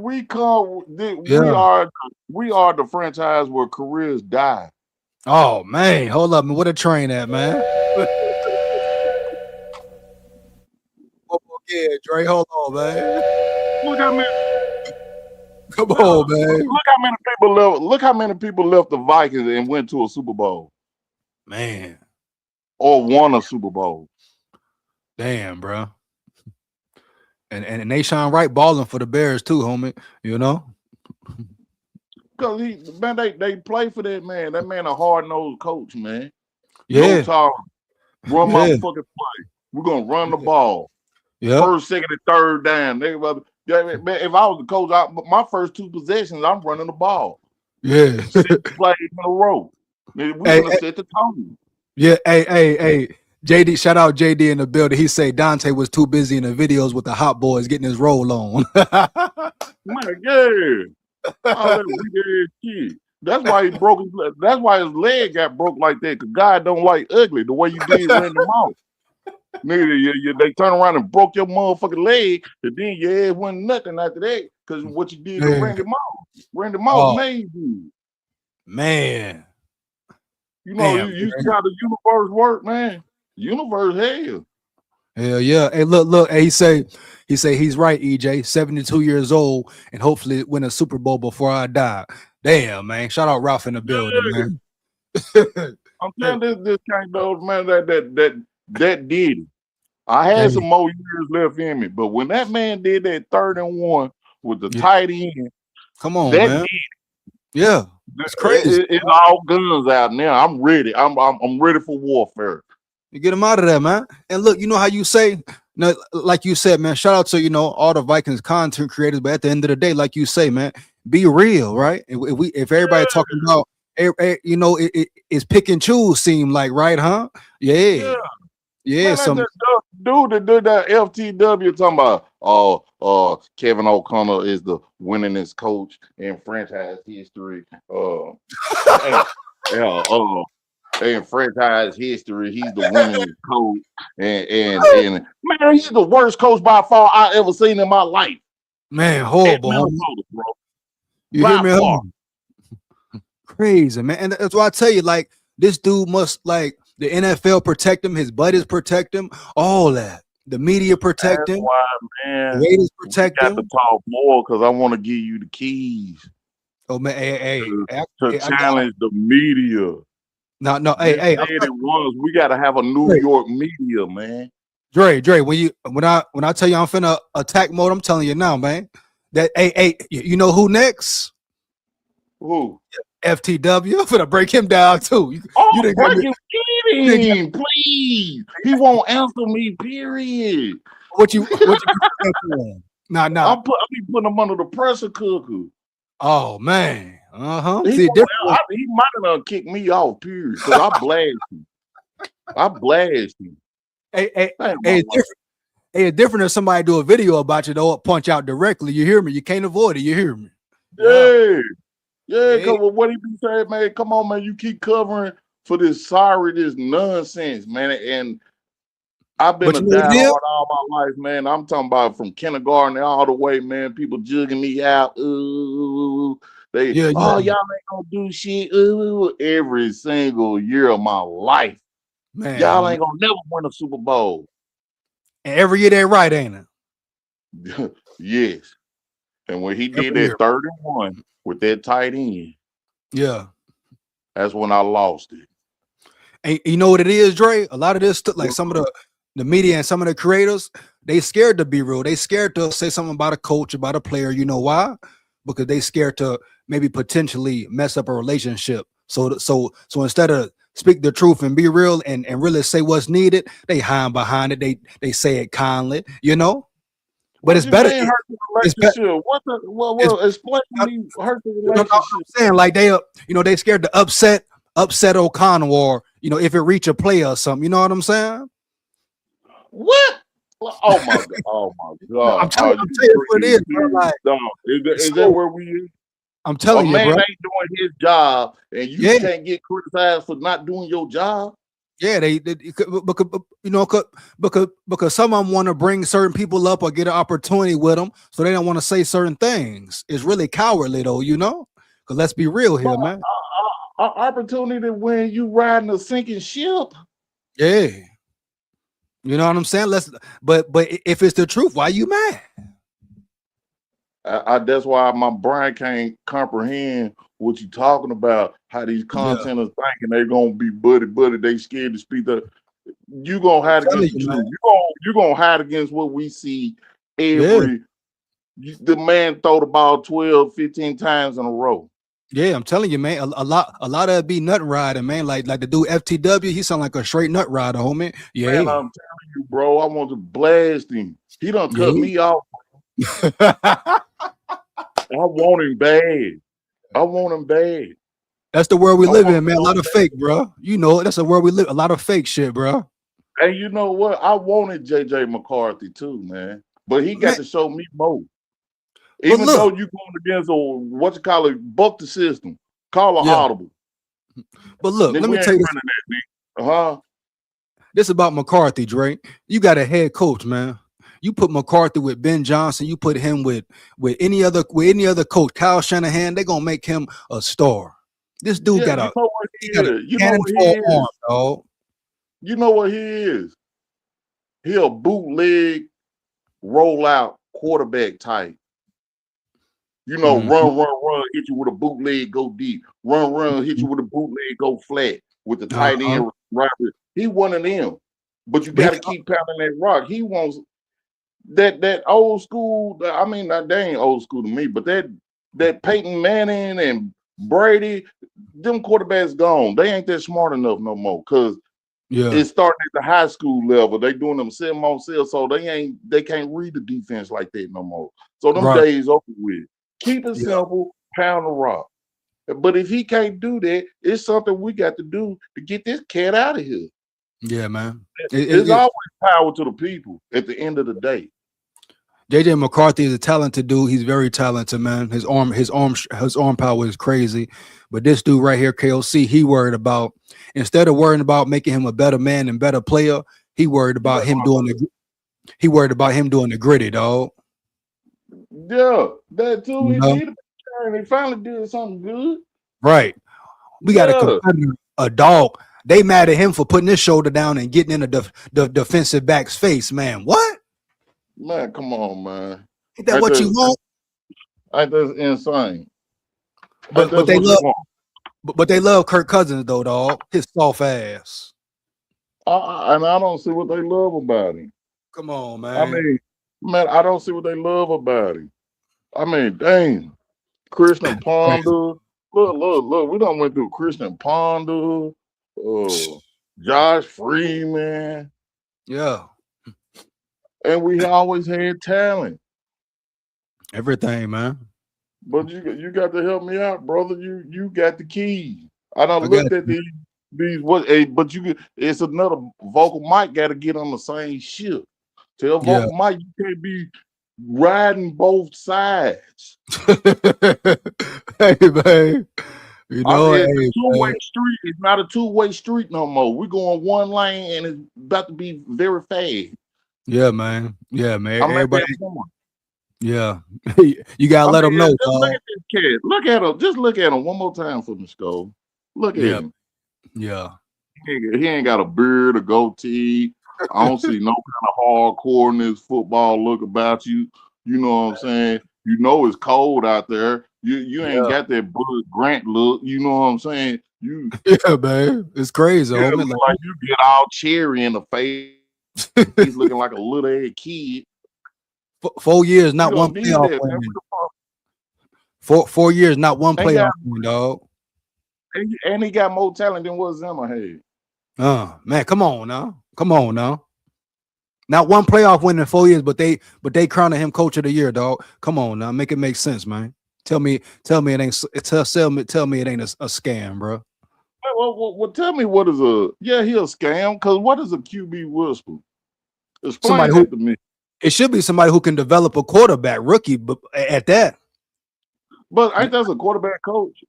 Not somebody who need a veteran to come in and be experienced and then put him in the system and make him look good. It should be a coach who can develop a young rookie quarterback that you traded up to draft, that you had high hopes for. You know what I mean? Like Caleb Williams and Ben Johnson, you know? And Ben Johnson did that in 1 year, dog. The hell we talking about, man? 1 year, bro. Yeah, 1 year. Come on, man. Stop all this Damn cap. near like our old offensive coordinator when he left and went to Baltimore and won the damn Super Bowl. Yeah. Ralph say Looking like Brian Billy. Ralph say it's really a snake bit team. Damn, that's deep. Yeah, There. we snake bit. That's why they moved. That's why the Lakers moved to LA. Damn, bro. Hold on, bro. What that whistle, man? He said snake bit. But guess what though? I'm gonna break the goddamn curse, but you the goddamn key. You the key. It's crazy how the universe works. It took me all these years to find the key. I'm on it. You got to carry that torch. I'm getting old, man. I'm getting old. I'm gonna get you one. We're gonna get that Super Bowl. I done been in a lot of fights over these boys, man. I feel you, bro. Old. Hey, JD say we let Harbaugh go for this dud. Damn, homie. Harbaugh tough. Would have been tough. They talking about in 4 years he'll upset the owners and managers. So what? He win you a bowl? I bet if we had Harbaugh, Jordan Mason would have had over 1,500 yards. Oh man, what? He'll feed him the ball. You hear me? What? I'm telling you, and people, hey, Big Zoe and all them be giving me hell. For what? Because I said Jordan Mason and Ty Chandler is the perfect combo. Hey, they people could give be. Ty Chandler hell. He don't get enough touches. Hey, and you don't use them right. When Ty Chandler get the ball, when he got the ball, what the last game he produced, right? Yeah, he run hard and he'll break away. Yeah, and you put a better line in front of him, then what? Yeah, you pound him out with Jordan Mason, and then you send in him. Yeah. Hey, man. Hey, I agree with you on that because I didn't see Ty Chandler run real hard, and Jordan Mason, you know who he is. Yeah. You know who he is, man. And they both still young. Yeah, that FTW dude, he got a lot of people brainwashed, man. Oh yeah, he think he the big fish of the Minnesota content. That's what I'm thinking. All them numbers. Like yeah, them numbers can be deceiving, man. You know, people look at them numbers, they can deceive you, though, man. All them numbers. But he be trying to be on everything, though. Oh yeah. Yeah, he want to act like he gonna take the flagship. Nah. Oh, okay. I got him. Better say less. You like Paul Revere, tell you the truth. You gonna snake his ass. Oh man, but not Paul Revere, but Benedict Arnold. You gonna snake his ass. Man, a whole bunch of nut riding going on, huh? Yeah, I got you. He's separating us, man, and we should be at a fed up point where we have done spent all this money. We done paid the highest paid franchise You know, That's what I'm paid the hey, look, most in free agency, and this is the things we get. that's why I'm telling you, dog. The fan base from the media, it's all Minnesota Vikings nice, bro. It's a bunch of cap, dog. Heavy. I see why a Super Bowl ain't been won. Period, dog. And I'm glad, you know what I'm saying, we met too, because you know what's up as well, bro. And you gonna keep it real, man. And you giving me certain scoops on things as well. So yeah, I'm finna see what's up, man. For real. Because they be faking, man. Faking like faking the funk, man. Yeah. For real. See, Vocal Mike, he got the key too. Yeah. But Vocal Mike, man, I can't trust you because you ain't going hard as Big SKOL. You fed up, I'm fed up. Yeah. Y'all close up that way, so I'm assuming. You know what I'm saying? I don't know where y'all from, but I'm assuming y'all from up there. So y'all got easy access. Oh no, I ain't from Minnesota, dog. Hell no. Oh, you ain't? No. Oh, Yeah, don't yeah. tell me from Bam. Yeah, Alabama, dog. Roll Tide, man. Oh my gosh, I knew it. I told my friend that too. I said, but he got an Alabama sign back. He gotta be a Bam. He gotta be. Well, what part of Alabama from? I got some homeboys down there. Yeah, man. I was born in Sullinger, man. Moved around though. Sullinger. Yeah. I'm gonna ask, man, that shit all sound the same down there, man. All them damn Indian names and shit, man. You know, man. Indian tribes type shit, man. Oh yeah. Y'all might be. I know his city started with an S and it's unpronounceable like that. I'm gonna ask him. Yeah. He said Sullinger, right? Yeah. Yeah, I'm gonna ask him where he's from. Yeah, I'm supposed to go down there and holler, and I'm gonna holler at my partner. We go way back. He a big time Auburn fan. Oh man, Roll Tide, man. You know he wore Eagle down, huh? Yeah. He drugged me so bad one time. Boy, he ain't been shit since. Damn, I'm bro. talking about, boy, he belittled me in front of everybody. He made me cower down. Oh no. I cowered down. No, bro. You let it. No, you ain't fold, did you? Man, I had to. He talking about the Vikings. No, the Vols. Butch Jones last year. Yeah, I had to cower down. Oh yeah. And I said, because you showed out on from me like that, you ain't gonna have another winning season since.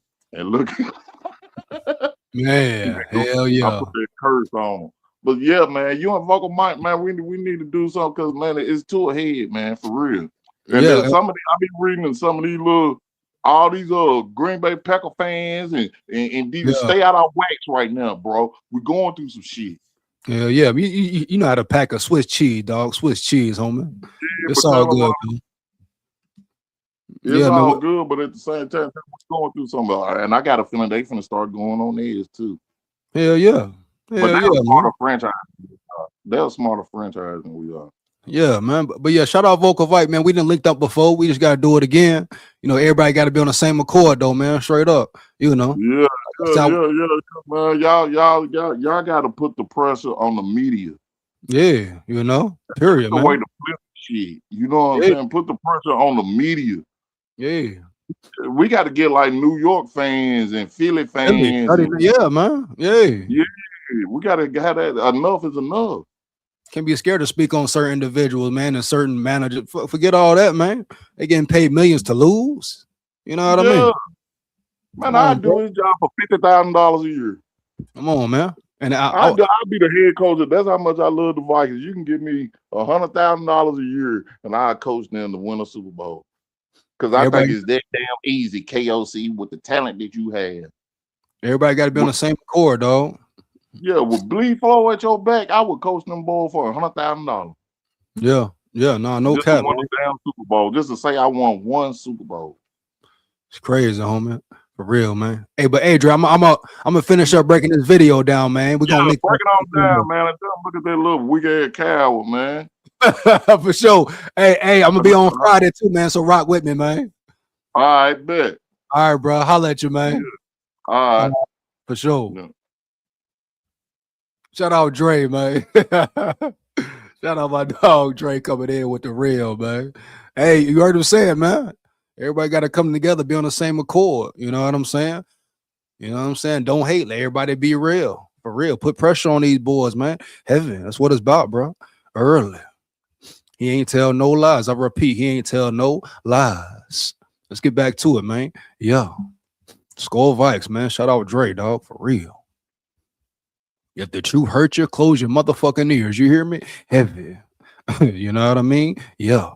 That we always try to do, which is to give ourselves an opportunity to win a championship and bring our great fan base. You're lying, KOC.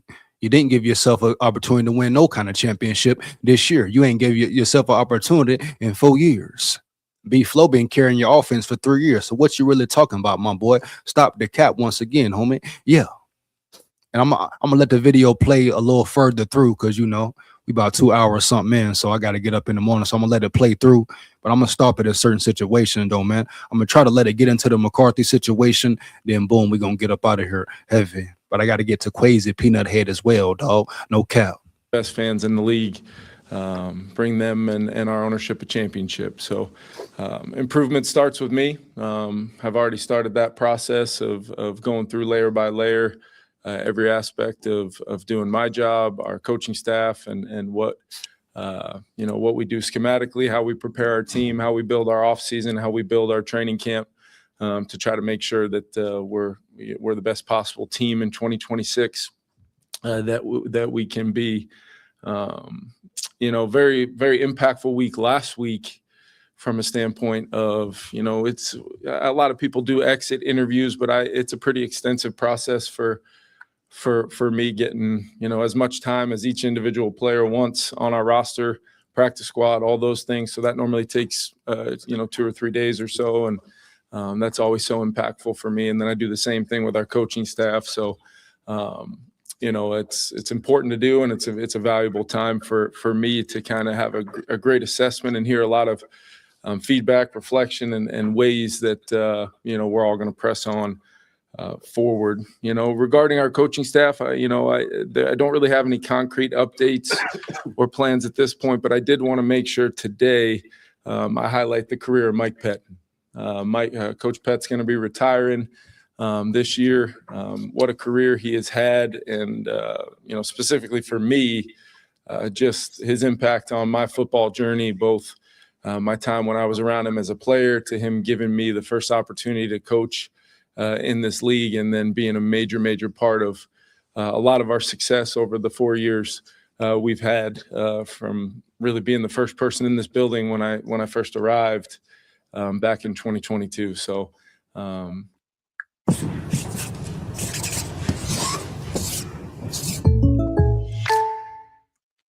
Get 4 iPhone 17s on us and 4 lines for just $25 a line.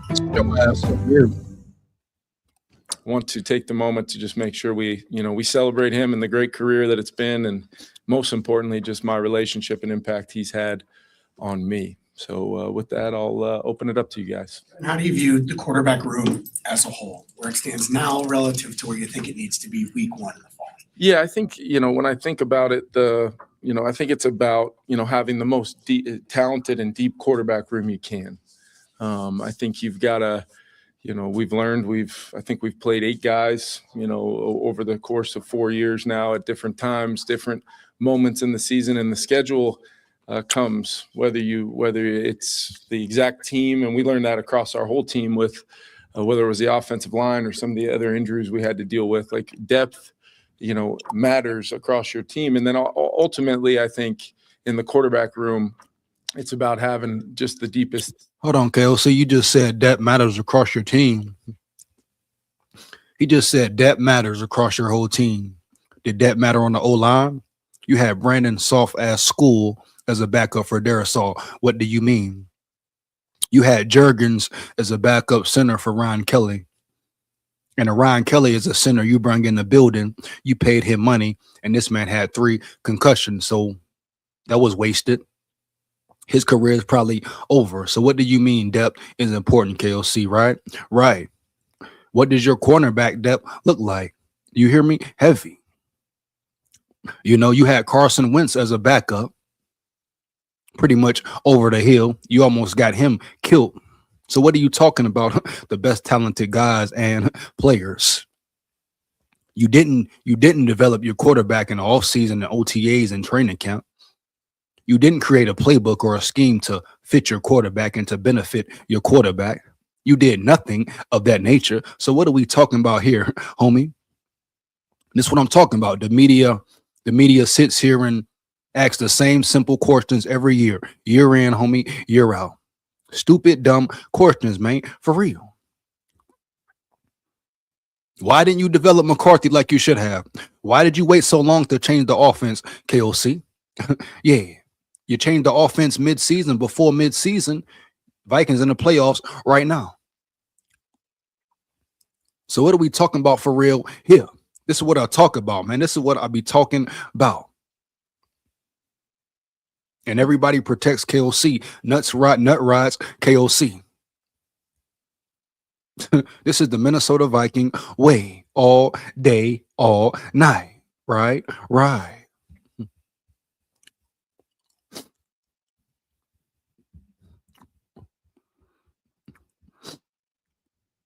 Talented room you possibly can each and every year.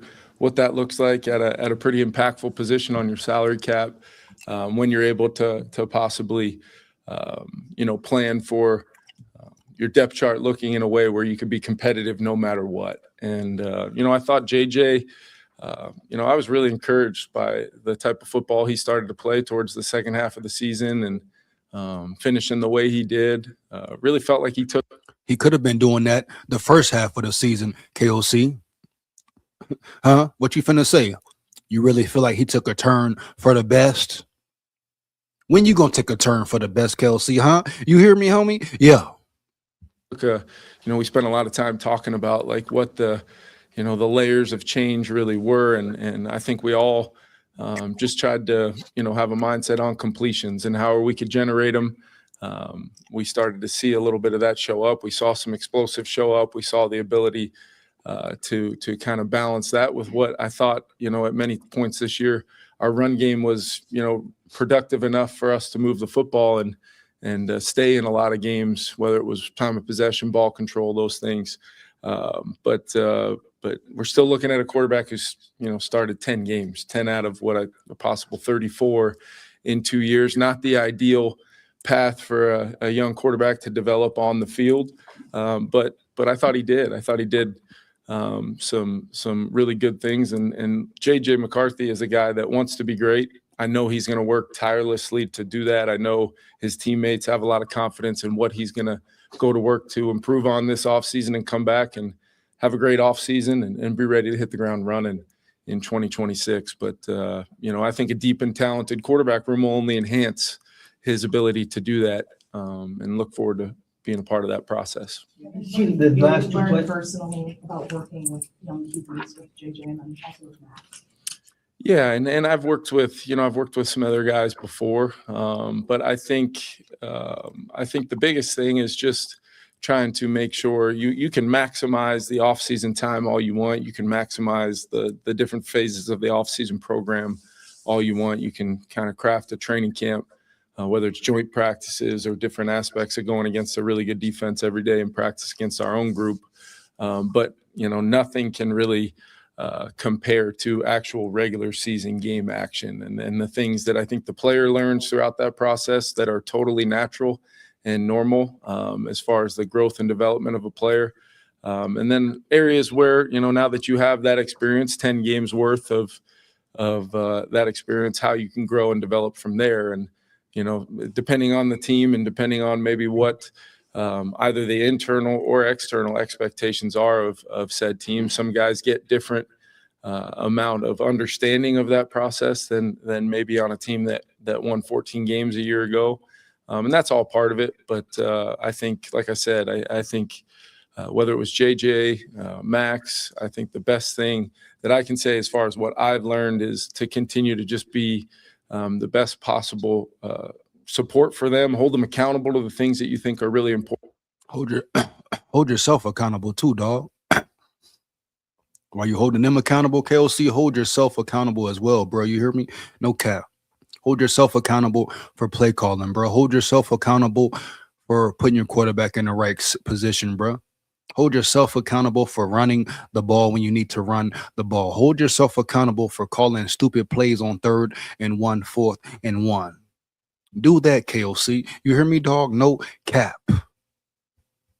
Take some damn responsibility about yourself and what you did to hinder this team's success, homie. Yeah. Period, man. Yeah. Important. Try to craft game plans where you do everything in your power to make their job as easy as you possibly can, while knowing you're not going to be able to totally remove the difficulties of playing the quarterback position. And nor do I think, if you want to help a player reach his potential, you want to totally be in a mode where you don't allow them to seek that growth. And you know, we use that saying a lot around here of, like, we don't want comfort seekers. And I think the quarterback position, you're never going to be, you know, even the best players in our league at the position, you know, those guys might get comfortable doing the difficult over a long period of time or with their individual skill sets, but it's always a challenge. Every defense, every week is a challenge. There's great coaching in this league. And we got to match that as coaches. And that's where it starts with me. And I think I can do a better job, no question, moving forward, and we'll do so.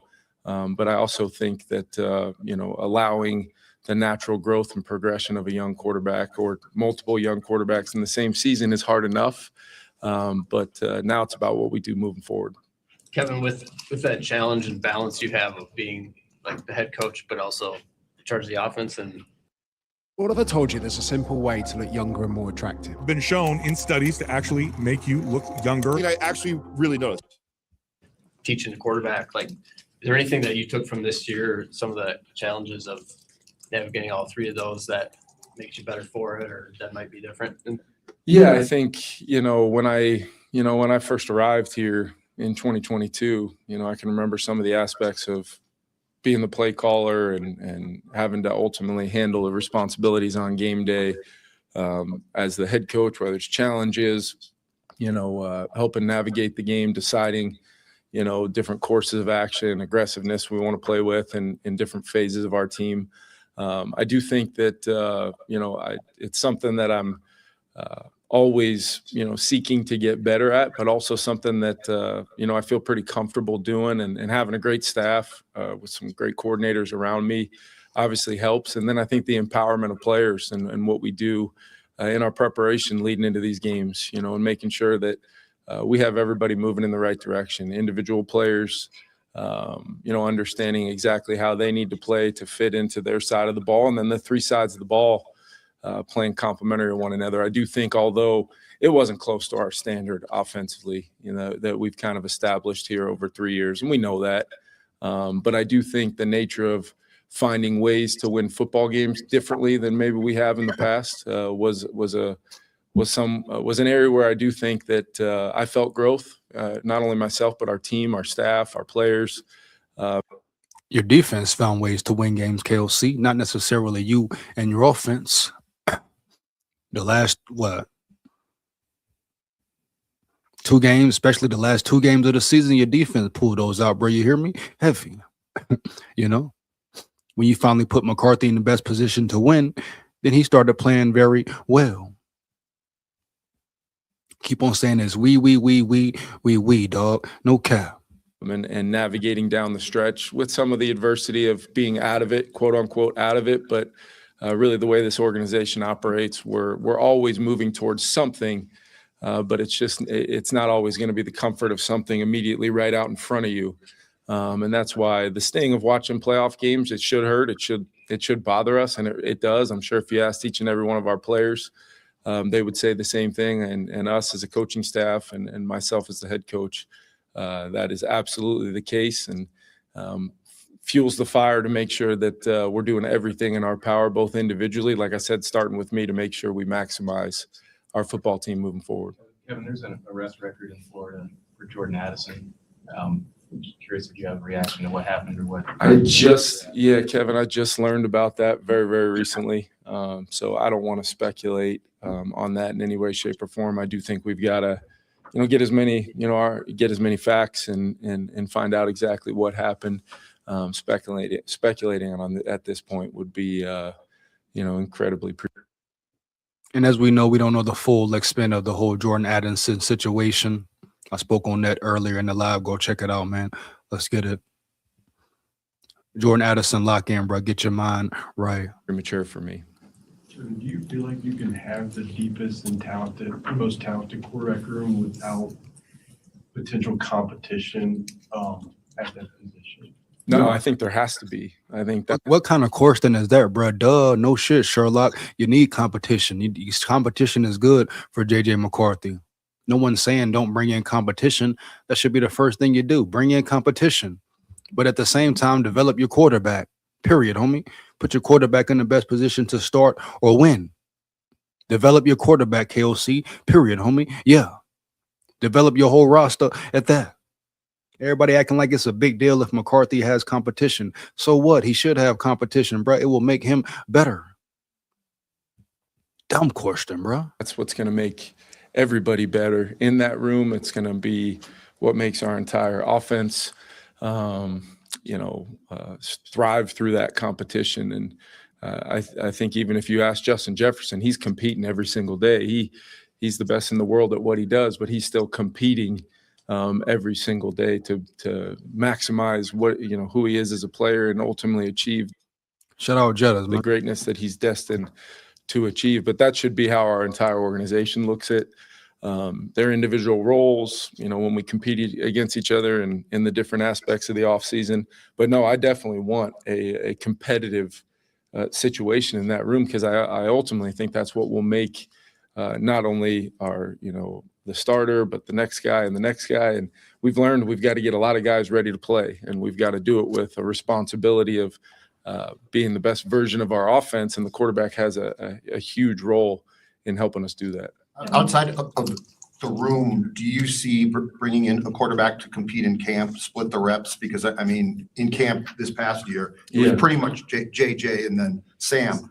Do you want an actual competition between two quarterbacks on the field in training camp this time around? Yeah, I absolutely want a competitive situation. What that looks like with the reps, I think it's all predicated on obviously JJ is going to be a major emphasis for our staff and our team and me personally, and we'll figure out what that looks like as we navigate the early part of this offseason when it comes to managing the roster, and I know KWESI and his staff will do a great job of that. But I think ultimately we've got to decide how to not only continue JJ's progression, allow him to continue to ascend as a young player, 22 years old with 10 starts. But at the same time, like I said, I think the competition in that room will only enhance our entire team. Let's go back to, do you now, in speaking about your role personally, Kevin, do you regret all the work that you tried to do in season with McCarthy? Because it felt like once you sort of dropped the mechanical talk and all of that, he started to thrive more. Is there a regret on your part of trying to probably hone a lot of things in season? Well, look, he didn't like that. Look, KOC didn't like that. Look at him adjusting his pants, look at him frowning his face. That probably was the best question of the day. Finally someone asks a semi-real tough question, bro, to hit him right in the chest, right?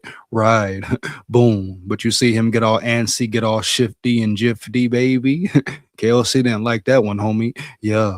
I think talking at this podium, necessarily might not come. Look at him. He didn't like that one. He didn't like that one, homeboy. I swear, man. He did not like that question, man. That rubbed him the wrong way. And they probably buddies too, huh? Oh, man, you hear me, huh? Yeah. Who that is, Judd?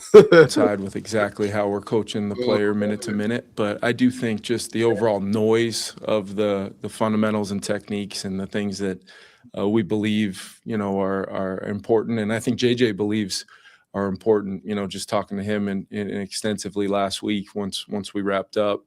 And he knows, the things he's going to work on. He knows the things that he needs to be a little bit more consistent at, like a lot of young players do, assessing once they've had the ability to play a little bit. And but yeah, I think part of it is evaluating for sure. When you look back on the timelines of, we were talking about a lot of those things after won a game on, against what has turned out to be a pretty darn good football team, especially playing at home in that opening game. And then for a lot of different circumstances, whether it was, in his personal life or, with the welcome in Rome to the world, which was a phenomenal thing for him and Katia as a family. But then in that same game, coming off of not practicing all week, he has the high ankle, which, although we tried to work through the high ankle because he was getting smashed all game versus the Falcons, bro. You hear me? No cap. He talking about high ankle. He was getting beat up the whole damn game, bro. For real. He had to sprain third quarter. He played all game. So what you really mean, homie? We have processed as much as we could to be working on some of those things. It did feel like some time lost on some of those things we were trying to let the concrete dry on. And there was, not very many sequential games that took place after that before, maybe we stopped talking about it so much at the podium and just, tried to, still coach and still do the things that we think are important. I thought Josh did a phenomenal job. Shout out Talking Tomo in the building. Talking Tomo in the building, man. I don't see how we aren't interviewing B-Flow as a head coach. KOC cost us a chance to be in the playoffs due to trying to force a square through the circle hole. Shout out Talking Tomo, man. Big facts, bro. Big facts. I told you, man, the Wilfs are too nice. The Wilfs are too friendly. They don't want to shake things up. You hear me, homie? Heavy.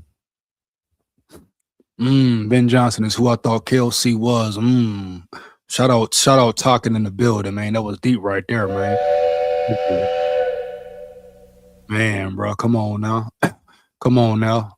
Come on, Token Tomo. He did this shit in 1 year, bro. He did that in 1 year over there around yonder. You hear me, homie? Yeah. Navigating that in the quarterback room and just trying to provide as much clarity on how we best go about this completion mindset, which is a critical factor to how our offense moves the ball. But yeah, looking back on, I think that's part of the layers the personal reflection of how you go about, improving our team, in the short term for sure. But over the long period of time, I do think we need to still continue to coach the position how we feel very strongly about and have had a pretty good track record with quarterbacks that make those things a major part of their game. Crazy, Dre. Shit crazy, homie. You hear me? Heavy. Shout out Weedos in the building, bro. Shout out Weedos in the building, man. Yeah. Peace up, familial. First and thirds. Shout out Weedos in the building, man. Heavy. SKOL Vikes, man. Yeah. Kevin, the playoffs, the last two games, the quarterback play from high-end quarterbacks, Herbert and Rodgers, their offenses really struggled. And it seemed like in the last couple, you guys shut down Goff, and you watched the 49ers against Seattle, and nobody played that well. Is there anything changing with defenses that it's more difficult to play that position right now? Because, you see some of these, high-end experienced guys really struggle some weeks. I got your pizza. Hi! We should order pizza every game. Before you watch the biggest games, make sure you've got our biggest pizza in the game. The Big New Yorker for $10. That's how you pizza before the... Yeah, I think, whether it's the defenses that can, get consistent pressure on the quarterback, whether it's through sending more than just 4 or, some of the best defense in the league can get home with those pressures, sending forward, making the coverage real difficult to kind of assess, especially pre-snap. There's a lot of defenses in this league where, you can play the entire snap and not necessarily be able to tell exactly what the coverage was or what the final locations of players were. And I think that, goes into a bigger conversation of defenses are understanding a lot of our mentalities, depending on the system that you have and a lot of the influences on me of, my coaching journey that led us to building the system we have here. It's predicated on attacking, parts of the defense, even, no matter what defense they're playing, what are the roles and responsibilities of defensive players within that said defense is my job, whether I'm a linebacker and I've got a part of the run fit, but I also have an area of coverage I'm responsible for, whether I'm a safety, the same the same question kind of can get called into play. A corner, you know, if I'm a flat defender in a 2-deep coverage, you know, how do we make that player have to do their job through the bind of having multiple things to defend and trying to 2-on-1 and attack certain players within coverages. I think you're seeing defenses do things to try to make that difficult, but at the same time, everything is predicated on affecting the quarterback. And the amount of times I went in there to talk to the team on a Wednesday and talk about the number one goal defensively is to either get the quarterback off the spot, or if we were playing a more mobile quarterback, you know, how do we contain this player, make them uncomfortable, but not let them fall into, you know, some wildly impressive off-schedule plays, which we've seen, you know, whether. Why are they talking about defense to Kevin O'Connell? It ain't his damn defense, bro. You hear me, huh? Yeah, it ain't his defense. It's B-Flow defense, dog, right? Right. Why are they speaking defensive vernacular to him, man? What you talking about, man? For real. Show some more respect to B-Flow. What we doing here, man? What's going on around here? Bottom line, bro, talking to him about defense this, defense that. You hear me, homie? Yeah. Man, the fuck, man? For real. Oh, man, come on, Dre. Come on, my big dog. Jeff Swanson in the building, man. My dog Jeff Swanson in the building. Big SKOL Insala. Much appreciated to you, big dog. For real. I just got back home from being in Colombia, and I am he. Hey, man, glad you made it back safe, bro. Glad you made it back safe, man. For real, homie. Yeah, heavy, baby. Heavy. Talk about 3rd and 1. Big facts, man. Ask him the question, Dre. Let him know, Dre. You know? Ask about that. They ain't gonna ask that question, Dre. You hear me? They ain't gonna do that, my boy. No. And, you know, Caleb Williams, you know, that game and what they were able to do was predicated a lot on the individual effort of Caleb outside the pocket, whether it was 4th down, whether it was some of the plays that gave them an opportunity to have a chance at the end. And we know that about him. We know that about a lot of players in this league that have the ability to impact the down, both in the sequence of, you know, how you draw it up, but then it's when that second play starts that the mindset has to be laser focused for each individual week. And I think that's the biggest thing, is just it has become such a individualized week of our team versus their team and the matchups within that. And as you're navigating some things, and every team, you know, there's teams in the playoffs that have navigated injuries, you know, really, really well and done a phenomenal job coaching, players stepping up into roles, the next man up mentality. And the teams that do those things, you know, really well and stay true to who they want to be from a system standpoint tend to be the ones still playing. And then there's the teams that have been able to stay healthy and find rhythm and success throughout the year and kind of stack that. But it's still, as we're seeing, comes down to playoff football comes down to that individual game and the draw and who you play and the matchups within that, whether it's an individual one-on-one matchup along the front, whether it's a matchup on the perimeter with a receiver and a DB or whatever it is. And the strengths of teams are now known, and the ability of your team to take away some of those strengths and make people play with different pitches is ultimately the best way to describe playoff football. And who does that the best? The turnover battle's huge, the penalties, time of possession, the kicking game phase is massive, you know, in each and every one of these games. But it all matters when you start talking about the best teams competing for a championship. Last couple, you don't have any concrete updates on coaching at this point, but how would you characterize negotiations with Brian Flores and where things stand about bringing him back here? Yeah, we've been really aggressive, and Flo knows exactly how we feel about him. But at the same time, want to be really supportive. I'm really excited for him. I think obviously he don't care. Flo going to that bag, man. Flo going to that bag. You hear me, dog? No cap. Flo is going to that bag. Period, homie. Yeah. He's going to for sure talk to one team about their head coach position. Would not be surprised at all if it ends up being multiple. I think he's more than deserving. Everything he's brought to our organization over these last 3 years, you know, it's been an awesome process to go back to when I first sat down with him and really talked about this vision and his impact and what it's inevitably ended up being. It's been a really positive thing for me. Our relationship is super strong. We're talking, almost every day, and just making sure he knows the intent of where we're at to have him as our defensive coordinator. And he's, kept no secrets about his desire to stay here doing that role as well. But I think it's important that he totally commits to going through this process, especially the head coaching process, and put his best foot forward, which I know he will. He's been through it before. And I'm not surprised people are wanting to talk to him about that role, and excited for him to do so, all while knowing our number one priority, really before the season even ended, but our number one priority has been, to get that thing done with him. Independent of head coaching. That it hasn't happened yet.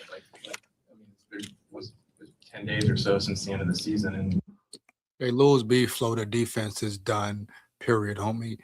Yeah. Only way the Vikings can be successful without B-Flow is if they bring more talent in for the next guy up. Bottom line, point blank, period, no cap. He could sign that and still go interview for head coaching job. Yeah, I don't particularly take it any kind of way. I mean, whether it was trying to get something done in training camp, trying to get out in front of kind of this period before people would be able to talk to him about a similar role with their teams. You don't see a lot of players signing free agency before free agency starts sometimes, because they want to know what their market is and they want to be able to totally clarify that. We're very much being aggressive to try to get something done with him, but at the same time want to be respectful and make sure he can go through whatever process, whether it is for a total, clarity and commitment to the head coaching process. But I don't have, based upon my conversations, I think I shared this the last time we were able to speak, was I have a lot of confidence we're going to be able to get something done with him as our defensive coordinator. Last one. JJ's offseason, do you think he needs anything big mechanically to get to an accuracy spot that you guys want him to be at, or do you think it's just the footwork focus that you talked about? I think so much of it goes back to playing with a repeatable at the top of any drop, whether it's quick game, 5-step, 7-step, play action. Anytime he's coming to balance at the top of a drop, that base balance body position to be repeatable, to be able to allow him to activate the throw required, in regards to the NFL passing game of spacing and timing, and in regards to our passing game, we talk a lot about voids and vacancies, and attacking those by putting individual players, regardless of coverage, in a bind to have to defend multiple things, and then obviously building progression so guys can eliminate quickly and get the ball out of their hands in a timely manner. And that's where the mastery of it comes, from a standpoint of tying in, okay, here's the scheme, here's what we're trying to get done here. Maybe I do have an alert versus this coverage on this play. Maybe I do all the scheme stuff, continuing to become second nature, and not just on the practice field. The 10 games of inventory we do have, there was some real improvement of decisive decisions in the rhythm of an NFL snap, which, as we talked about with the pass rush earlier, needs to be something that you're able to process and do quickly. And he showed some real moments of that. In regards to, some of the fundamentals and techniques, it's about being able to repeat, the different types of fundamentals and techniques, and be consistent with those things, so that you're not having to self-correct, as the ball leaves your hand, and you're not having to ultimately, try to take a lot of variables that are existing, maybe that you can control, and eliminate some of those by the consistency of how you do your job. And that's fundamentals and technique, and footwork and things like that are all just a way of getting to that proper. Crazy, man. These courses were scripted by Vikings PR team. I wouldn't be shocked if they were, homie. You hear me, homie? Yeah. You know what I'm saying, bro? Every damn time. Dude said mastery, none of which he possesses. No cap, JD. No cap, bro. For real. B-Flow gone, bro. If he knows best, he'll stay and wait for an organization to get a franchise QB. Crazy, Dre. It's crazy as hell, Dre. JD definitely, man. He don't master shit, man. You know what has KOC mastered, man? For real, man. Yeah. Come on now. Come on now, my dog. We know what's up. You know what's up. Master how to call a bad play on 3rd and 1 and 4th and 1. Period. That's what he mastered, bro. Yeah, heavy, man. Early, huh? Yeah. He mastered how to not score points in the second half. Right. The hell going on here?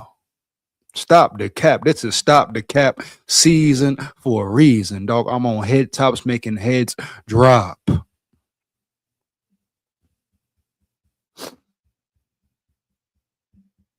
Base and body position at the top of a drop, and then how you navigate the pocket, how you keep your eyes up through a progression, and ultimately find a completion to generate a positive play, because we all know that they have a negative effect on the defense, whether it's a 5-yard completion or a 60-yard touchdown.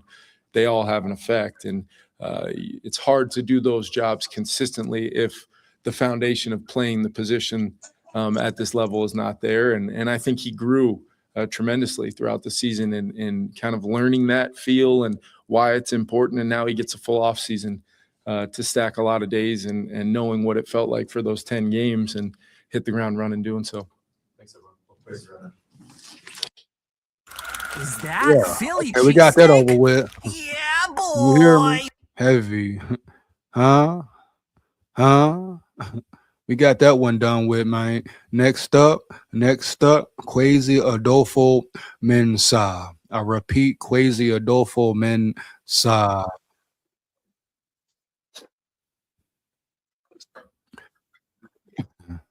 Is this what y'all all been waiting for?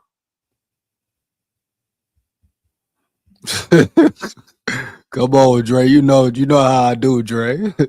you know I always get them, man. Come on, man.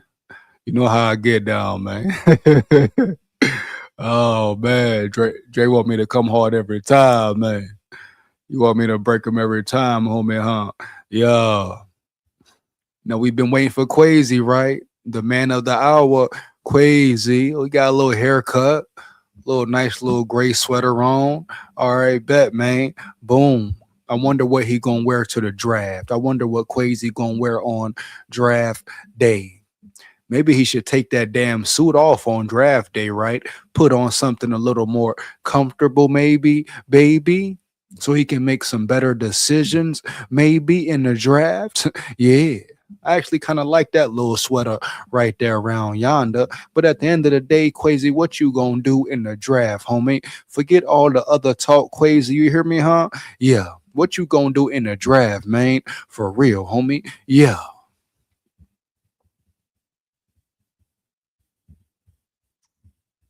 Community continues to struggle with the tragic loss of life that occurred last week.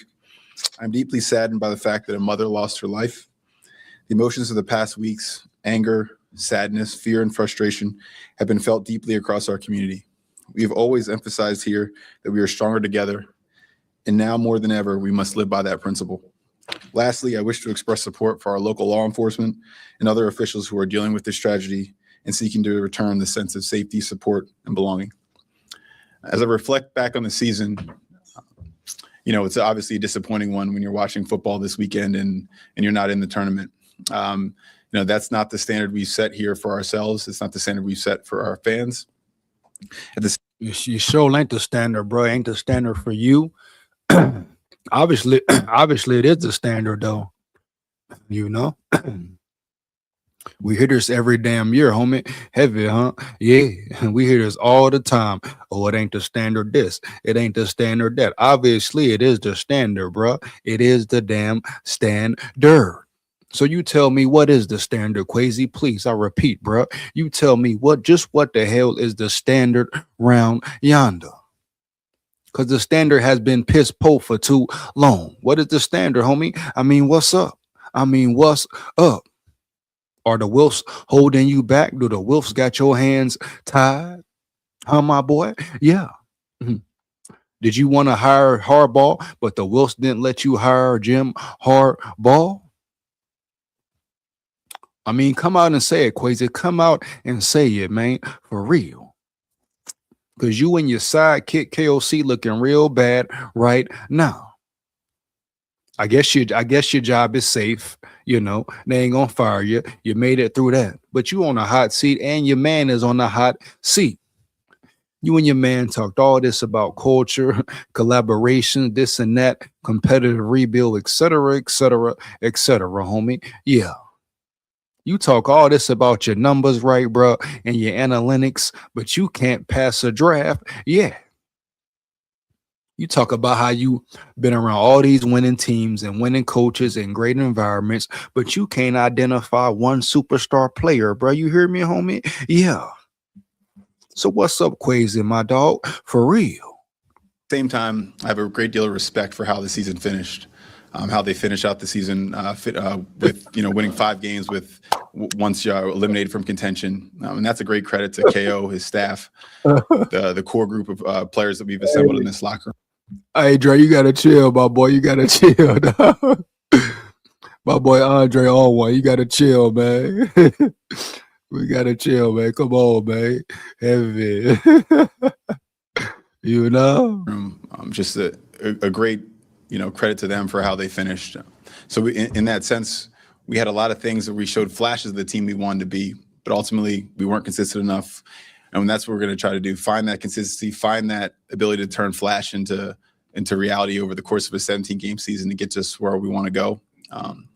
Man, we've been hearing about consistency for 4 years, Quasi, man. Y'all ain't been consistent yet. Always continue to stand up here and thank our ownership group, our coaching staff, our players, our football operations staff who do an incredible job of, handling this season, the long time away they spend from their families, and just doing things to uphold the Viking standard.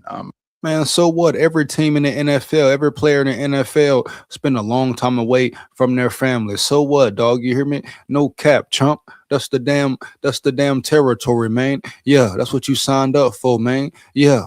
Put the damn work in, bro. For real. Talking about everybody spending a whole bunch of time away from their family. You get paid to do that, my boy. You hear me, homie? Yeah. The hell he talking about around here? Great credit to them. And ultimately, it didn't end up where we want to be, but that doesn't mean that they didn't do everything they could for this organization. With that, I'll take questions. How do you look at the quarterback room where it stands right now, as opposed to where you think it needs to be week 1? I think in my conversation with Kevin and just doing the analysis we've done, we've set a standard here for winning when we've gotten a certain level of play in that position, allowing us to be explosive enough. You ain't set no standard for winning, man. Heavy. You brung veterans in here who could run KOC offense who he didn't have to develop. Y'all made it a big deal acting like y'all want to find a quarterback. You finally find a quarterback and your coach can't develop him, bro. Period, no cap. And we talking about setting a standard. What standard, homie? What is the standard for this team for real? Being good in the regular season, then not winning in the playoffs, because that's what we seen every year, dog. No cap. This regime been here 4 years and y'all ain't won one playoff game yet, homie. So what you talking about? The standard, bro? Yeah. They do this every time, every offseason, man, every year. Get up on that damn podium and answer dumbass questions. Never get held to the fire, bro. Period. He talking about a standard. He talking about a quarterback play. Develop your damn quarterback, bro. Period. On offense to set the table for how we play defense, special teams, and different things like that. So our conversation is about returning the room to a competitive, deep enough standpoint to get that play style, that ability to win games for 17 plus games this season. So that's how we focus on our conversations. How do you get there? Obviously the season just ended, so we're focusing on obviously the people that we have in the building first and how JJ has, how he's matured and how he's gone on through the season. You talk about his first 6 games and how they went, but the last 4 games, great increases in completion percentage, touchdown, interception, 4 wins, obviously, and different things like that. Playing up in the pocket, all the different things that we talked about him improving. We're trying to make sure that we set the table for that first start. 5 wins, Jack. Get it right, man. Yeah.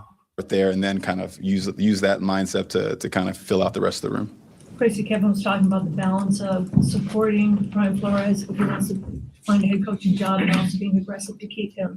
As a GM, if he does go to be a head coach somewhere, personnel-wise would be a challenge for you, don't you think? Because of just how unique.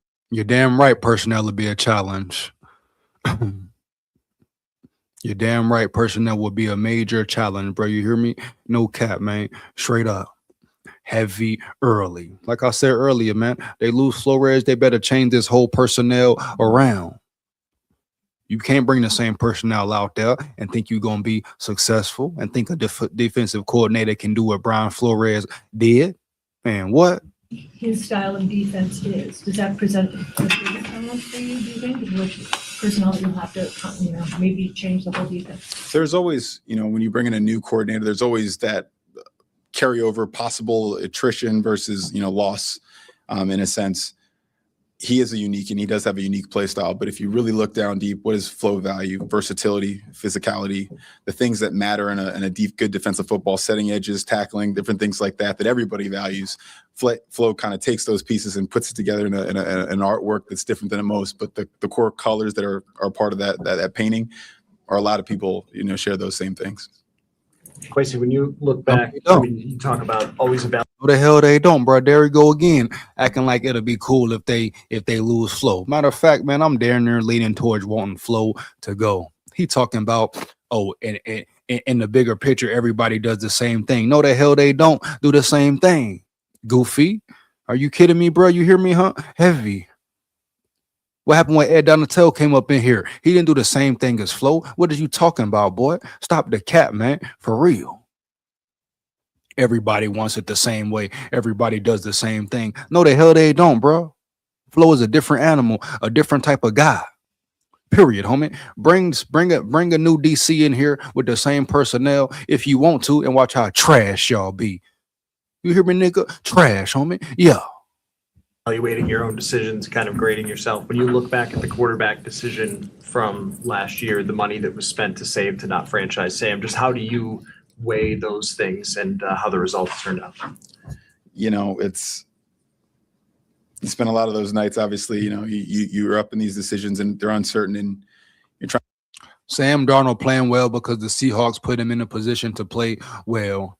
If the Seahawks go out there and put the ball in Sam Darnold's hands versus the 49ers, he going to throw 2 or 3 picks and the Seahawks will lose the game. The Seahawks put him in the right position to win, something KOC didn't do in the playoffs, dog. You hear me? No cap. The Seahawks run the ball. The Vikings don't run the ball. Early, man. Heavy. If the Seahawks go out there again and throw the ball 30-plus times versus the 49ers, they will lose the game. And Sam Darnold will throw them 2 interceptions, maybe more. The Seahawks ain't finna put the ball in his hands, bro. Period. They're going to run the ball and play major defense, homie. Yeah. Talking about Sam Darnold, homie. Do you regret this? Do you regret that? Develop your damn rookie quarterback for a change. Put some fire on your head coach to tell him do his job for a change, man. Trying to make sure that you don't lock yourselves into what you did and thinking that it's always right. And so there's those nights that you wake up and stare at the ceiling and ask yourself, but I always go back to the process and what we thought at the time. Yeah, it's easier to kind of go and be revisionist and results based, but going to really think through what we had at the time. You hear me, JD? He gonna disrespect Brian Flores like that, bro. You hear me? No cap. Comparing other DCs to Brian Flores, acting like they can come in and just do what he did. Fuck it, man. These guys are goofy, bro. You hear me? No. Still understand why we did what we did. The results maybe didn't play out the way we did. We wanted them to, but ultimately, I think that at the end of the day that we could have executed better in certain places. And I don't want to say it individually in terms of a particular player, but just executing better, knowing what the room was, play style wise, experience wise, and just kind of really put together a better combination of people, collective in that group. That's kind of the thing I probably focused on the most. And then also ultimately understanding how we play and win football games. Again, I'm not going to get into the specific how we group it, but we've won a high clip of games over here since we've been here. We've gotten a certain level of play, a certain style of explosive plays. These are things we've talked about, but a lot of times points aren't made until something is removed. And then you kind of see the complex system and how when you move that one variable, how that one variable affects other things. Shout out Groundhog in the building. He said you blew it for real, man. You blew it. Big facts, groundhog. You know what it is, man. Yeah. He blew it for real, man. No cap. Yeah. SKOL, we from the South. You know, white man. Oh, man. That boy Andre 0-1 tonight, man. You ain't lying, though, my man. You ain't lying. No plan if you're untested. QB failed. Come on now. Come on now. Man. And really seeing how, when we weren't that explosive, how teams played us and how they kind of got to box a different fight. And when they got to box a different fight, how that impacted our defense and their ability to create turnovers and win games the way we thought we could win. So that was really just a great learning experience that tied into the quarterback discussion. And those are things we'll carry with us going forward. How big was the loss of Jones ultimately to the Colts, Kwesi? And was there an overconfidence within this building that he was going to come back because he had signed here after the Giants let him go in November? I don't want to say overconfidence, but I do think him being here was something that we kind of considered and thought. Okay, well, if you wanted him so bad, if you thought he had the potential to leave, why ain't you paying what you wanted to pay him? You know, heavy, yeah. So obviously y'all believed in JJ McCarthy, but obviously you didn't want to put the work in to get him playing at a certain level, huh? Yeah. Develop your quarterback once again. Yeah. And if you wanted Daniel Jones so bad, why didn't you pay the man what you wanted, dog? Yeah. Would impact his decision, but ultimately they are free agents. And to your point, learning lessons, I think execution wise, you have to treat it as such, no matter what the conversation is or relationships are. Free agents are free for a reason, and they're allowed to vet all their options. And ultimately we could have executed better around that. So do you want JJ to be the starter in 2026? I don't know that's, I you want what? What you hesitating for? That's your quarterback, right? You say you want him as your quarterback. What you mean? You drafted him. What you mean? You don't know? You punk chump. Now you don't know, but you trade up to get him at number 10, but you don't know? Oh, y'all some suckers, man. Some pure D suckers, homie. You hear me? Heavy. He's stuttering and mumbling and guttering, talking about you what, boy? That's your first round pick, your quarterback. You don't know if you want him to be the starter. You jive turkey jack, smooth criminal, man. Smooth criminal, man. Yeah. How the hell you don't know? You stuttering and fumbling your words like you don't know? Why you trade up for him then if you don't know, chump? Want the Vikings to achieve our goals, and I think one of those goals is to make playoff runs and do different things like that. I think he's the character and ability to be the person to do that for our organization. If I say that in 2026, that kind of binds us into a certain area. The way we've set this team up, we built this core to really, like we've always talked about, give ourselves multiple shots at it, because you never know when there's going to be a year where the field's a little bit wide open and you can make that run. And so that's what we're really focused on. Talking about whether it's this year or next year isn't really my immediate reflection. It's my job to really bring that deep competitive room that we've talked about to the Vikings. Do you think there was a misevaluation in how ready JJ was to be the guy this year? We talk about a lot, and that's a great question. We talk about a lot, the path of young players isn't linear, and you ultimately don't know how the first 4 or 5 games are going to go. And we have obviously a lot of historical studies about what that first few games are going to look like, or that first year could look like in a sense. And ultimately, that's why we tried to build the team, knowing that those growth pains could come to be able to overcome them and withstand them in a certain sense. Ultimately, a lot of this job, our GO call it fast eyes, and this isn't a fast eye decision, but in a perfect world, you would have had a full sample, 3 years of watching him play in the NFL before. That's not how this works. And sometimes you have to go on incomplete information. And the information we had was all good, but it was admittedly, incomplete and small sample. So ultimately, we trusted in the information we had. We trusted in our coaches. We trusted in the team around him to do that. And so it's hard to really, when you think about that and then go look back at the season, as I talked about, you saw the improvement at the end. You saw the flashes of the player we thought he could be. So in that sense, I can't say that we were overconfident. Maybe the timing didn't work out with other aspects of our team, whether that be injuries or different things like that. But ultimately, we're comfortable with where we are, and we're excited about where you can go.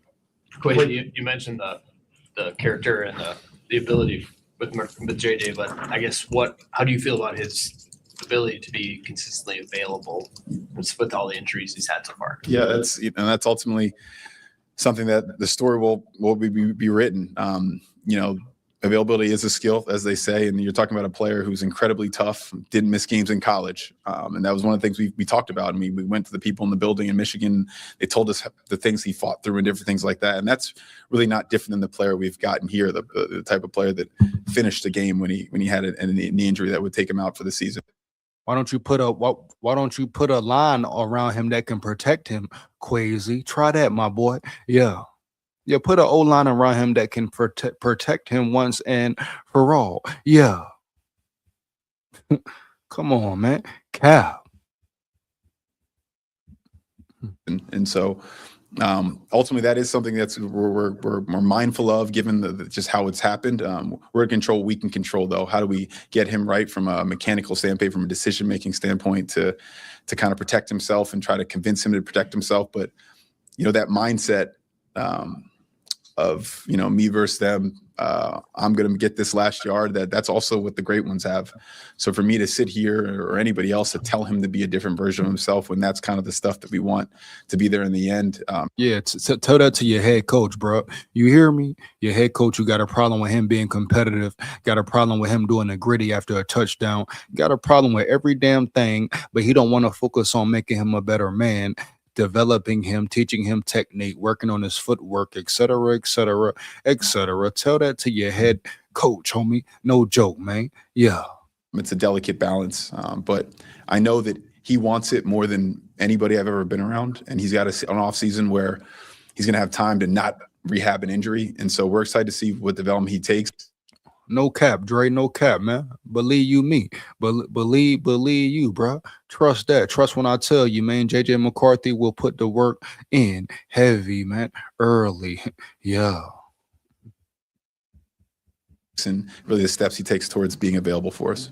And that's great, but when the fact that he missed time and missed games with 3 separate injuries, how much do you guys have to get insurance now? Like if you get a backup and he plays and does not play well, JJ's hurt again, that's on you guys more so. So like, how important does that backup now become?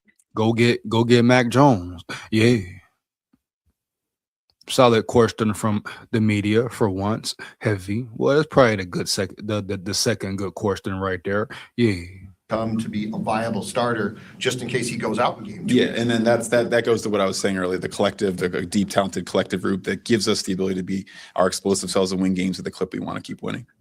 Kwesi, as you're figuring out how to address the quarterback room, how much of that process is how you talk to free agents about how much of a chance they'd have to win the job? I think with Daniel Jones, there probably was that factor of saying, okay, where do I have the best chance to get myself on the field? As you're talking to free agents this offseason or whatever you end up doing, how much does that play into it, just the way you characterize how open the competition will be? Yeah, my conversation with agents aren't typically that they're focused on that. That'll be a lot just kind of the player's perception of kind of the outcome. But we're going to be honest, as we always are. We're very transparent in our free agency conversations.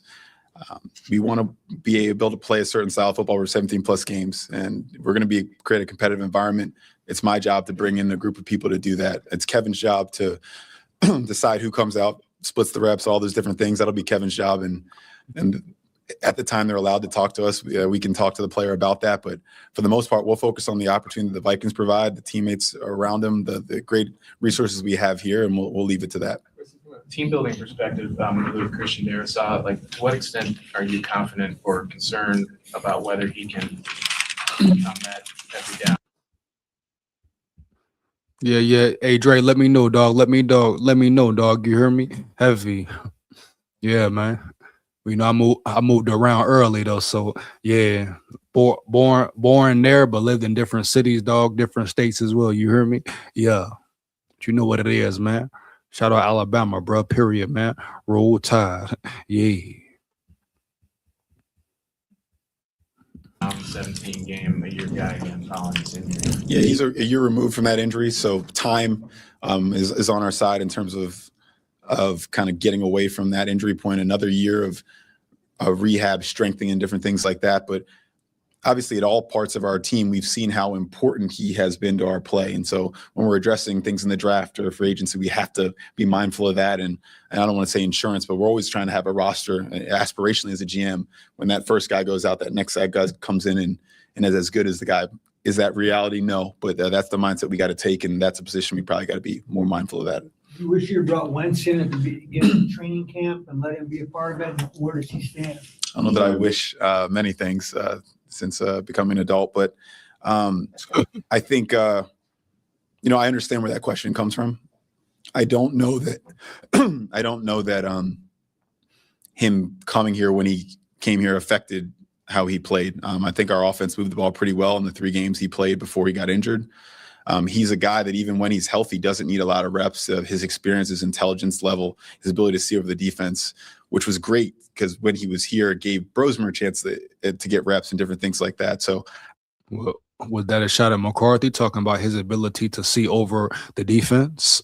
Oh man, I don't know that is something I look back on as a big mistake, but it's a reasonable thing to ask. Is earlier some small probability of that the odds could have been better? He don't know the plan, Dre. You hear me? He don't know the damn plan. Ain't nobody gonna ask him the plan, bro. For real, you hear me? No cap. I'll certainly, I can't deny that that's the case, but just thinking about it holistically, I don't know that that's some big thing that we're regretting. Does he have an edge because he played in the system if he gets healthy, or for next year? Yeah. We loved our time with Carson. All the things we talked about the first time he walks in a room, you understand why he was the 2 pick. I'm sure you guys all know that from just walking next to him. So we'll have those conversations at free agency, but he's been in great contact with us. He sent us a great text. I don't always get text from players in exit interviews, but he's a uniquely intelligent, caring, loves the Vikings player. It is an advantage certainly that he's run our system. Kevin knows what it's like to go through a game plan week with him. Then also the results. Again, we moved the ball well before obviously the unfortunate injury that he battled through in those last 2 games. I don't think is a fair reflection of how good Carson Wentz is while he was injured. How much could Jordan Addison's recent arrest impact decisions with the wide receiver room, just considering how you guys felt about Jalen Naylor and so forth? We just kind of found that information, so I don't want to speak too deeply about it. But obviously, any decision you make with Naylor or anybody else is about the short term and the long term of that room. Jordan is unique because 99% of the days that Jordan Addison is a Viking, he is a joy to be around. He is incredibly intelligent, confident, responsible. And then it's like all of us, it's what are you like on those 1% of those days? Is it the type of thing that draws attention or not? And obviously that's something we have to consider when you're talking about long-term ramifications of a contract extension and different things like that, or letting somebody like Jalen Naylor leave. And we'll have those conversations obviously just a few days after the season. And obviously this event just happened. We have not, but always supportive of Jordan Addison. We'll continue to fact find and see what actually happened, and then we'll have those conversations in the future. You spent so much of last offseason working on the interior of the offensive line, but you never really got to see much of that take shape. How does that kind of affect the comprehensive evaluation? Can you even evaluate the whole offense given the role that position has on the rest of the positions? Yeah, I think we did the lineup we thought we'd have play 83 snaps to get together. I think that's the number. That's not what I expected, and as much variance as you could maybe predict. And you want to be at both minds. I stand up here, I believe, partly because I've been accountable my whole life, and I don't think you run from opportunities to get better. So I want to always make sure that I'm doing that. But you can also point out context that might be outlier, and what would that look like if they did have the ability to play together and that type of thing. And also give a credit to a lot of the guys that filled in for him. I thought Blake Brandel, for his first time at center, really started to show an arrow up and played solid football. Michael Juergens got better as the season wore on. So it is something we think about, and you're trying to make sure that you don't, let the outlier kind of thing. And go fix your O-line, KWESI. You talking about Juergens. You talking about Brandel being out of position, right? Come on, man. Yeah, go build your roster for real in the draft. Go get a real free agency splash for the front line. You know? Yeah. Rob you of the lesson. That's really how I would try and phrase it. KWESI, what will the synergy between you and Kevin look like as you try to navigate the future of the quarterback room? Can you be more specific when you say the synergy between Kevin Just and in terms of how you guys will talk about plans and actions moving forward to have this outfit quarterback room? We'll continue. One of the best things about us is we kind of like a language that we share. Just me learning him through the years and what we need and my ability to kind of go through and point out things from my background, and we'll continue those conversations. But I think we are extremely aligned on, and he's probably always known it, but seeing it up close, kind of some of the things we saw this year about what we need, and we're kind of both aligned and focused on getting that here. And obviously our options are our options. We'll evaluate them as we always do as a personnel staff, as a coaching staff, and get aligned. And then it'll just be about risk, reward, relative value, all those same things. Kevin will be chief in those conversations, chief among my thought partners in those conversations, as he always is, because I value his opinion, and I think it's important at that position. Put a finer point on it, who will make that decision? I don't know that that's.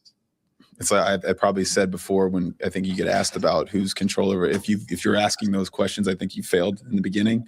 I don't know that our relationship in terms of our collaboration has ever been a way that's something that has come up. I understand where that question comes from, but you're talking about coach and quarterback and GM. That's the alignment you need in an organization. I don't know that can be something that's done in a fractured way. Everybody. Thank you, guys. All right, bro. That's finally over. Hey, man. 3 hours in, you hear me. And I'm finna get up out of here, dog. You know what it is. Appreciate my big dogs coming in the chat, rocking with me, man. Rocking and rolling with me. Lock in with me. I'll see y'all tomorrow. Any Bama fans in here for the Bama Live? See you Friday for SKOL VIKES. You know what it is, bro. Make sure you like, comment, and subscribe. Share this with everybody you know. Heavy. JD say this blood's on the Wolves' hands. Two team killers. GM and head coach equals deadly combo. Oh, man, bro. You hear me? Heavy. Shout out my boy JD, man. But I'll holler at y'all later, bro. You know what it is, man. Stay tuned for the videos. Y'all know how big SKOL rocking every day, every night. SKOL VIKES, man. Holla at y'all later.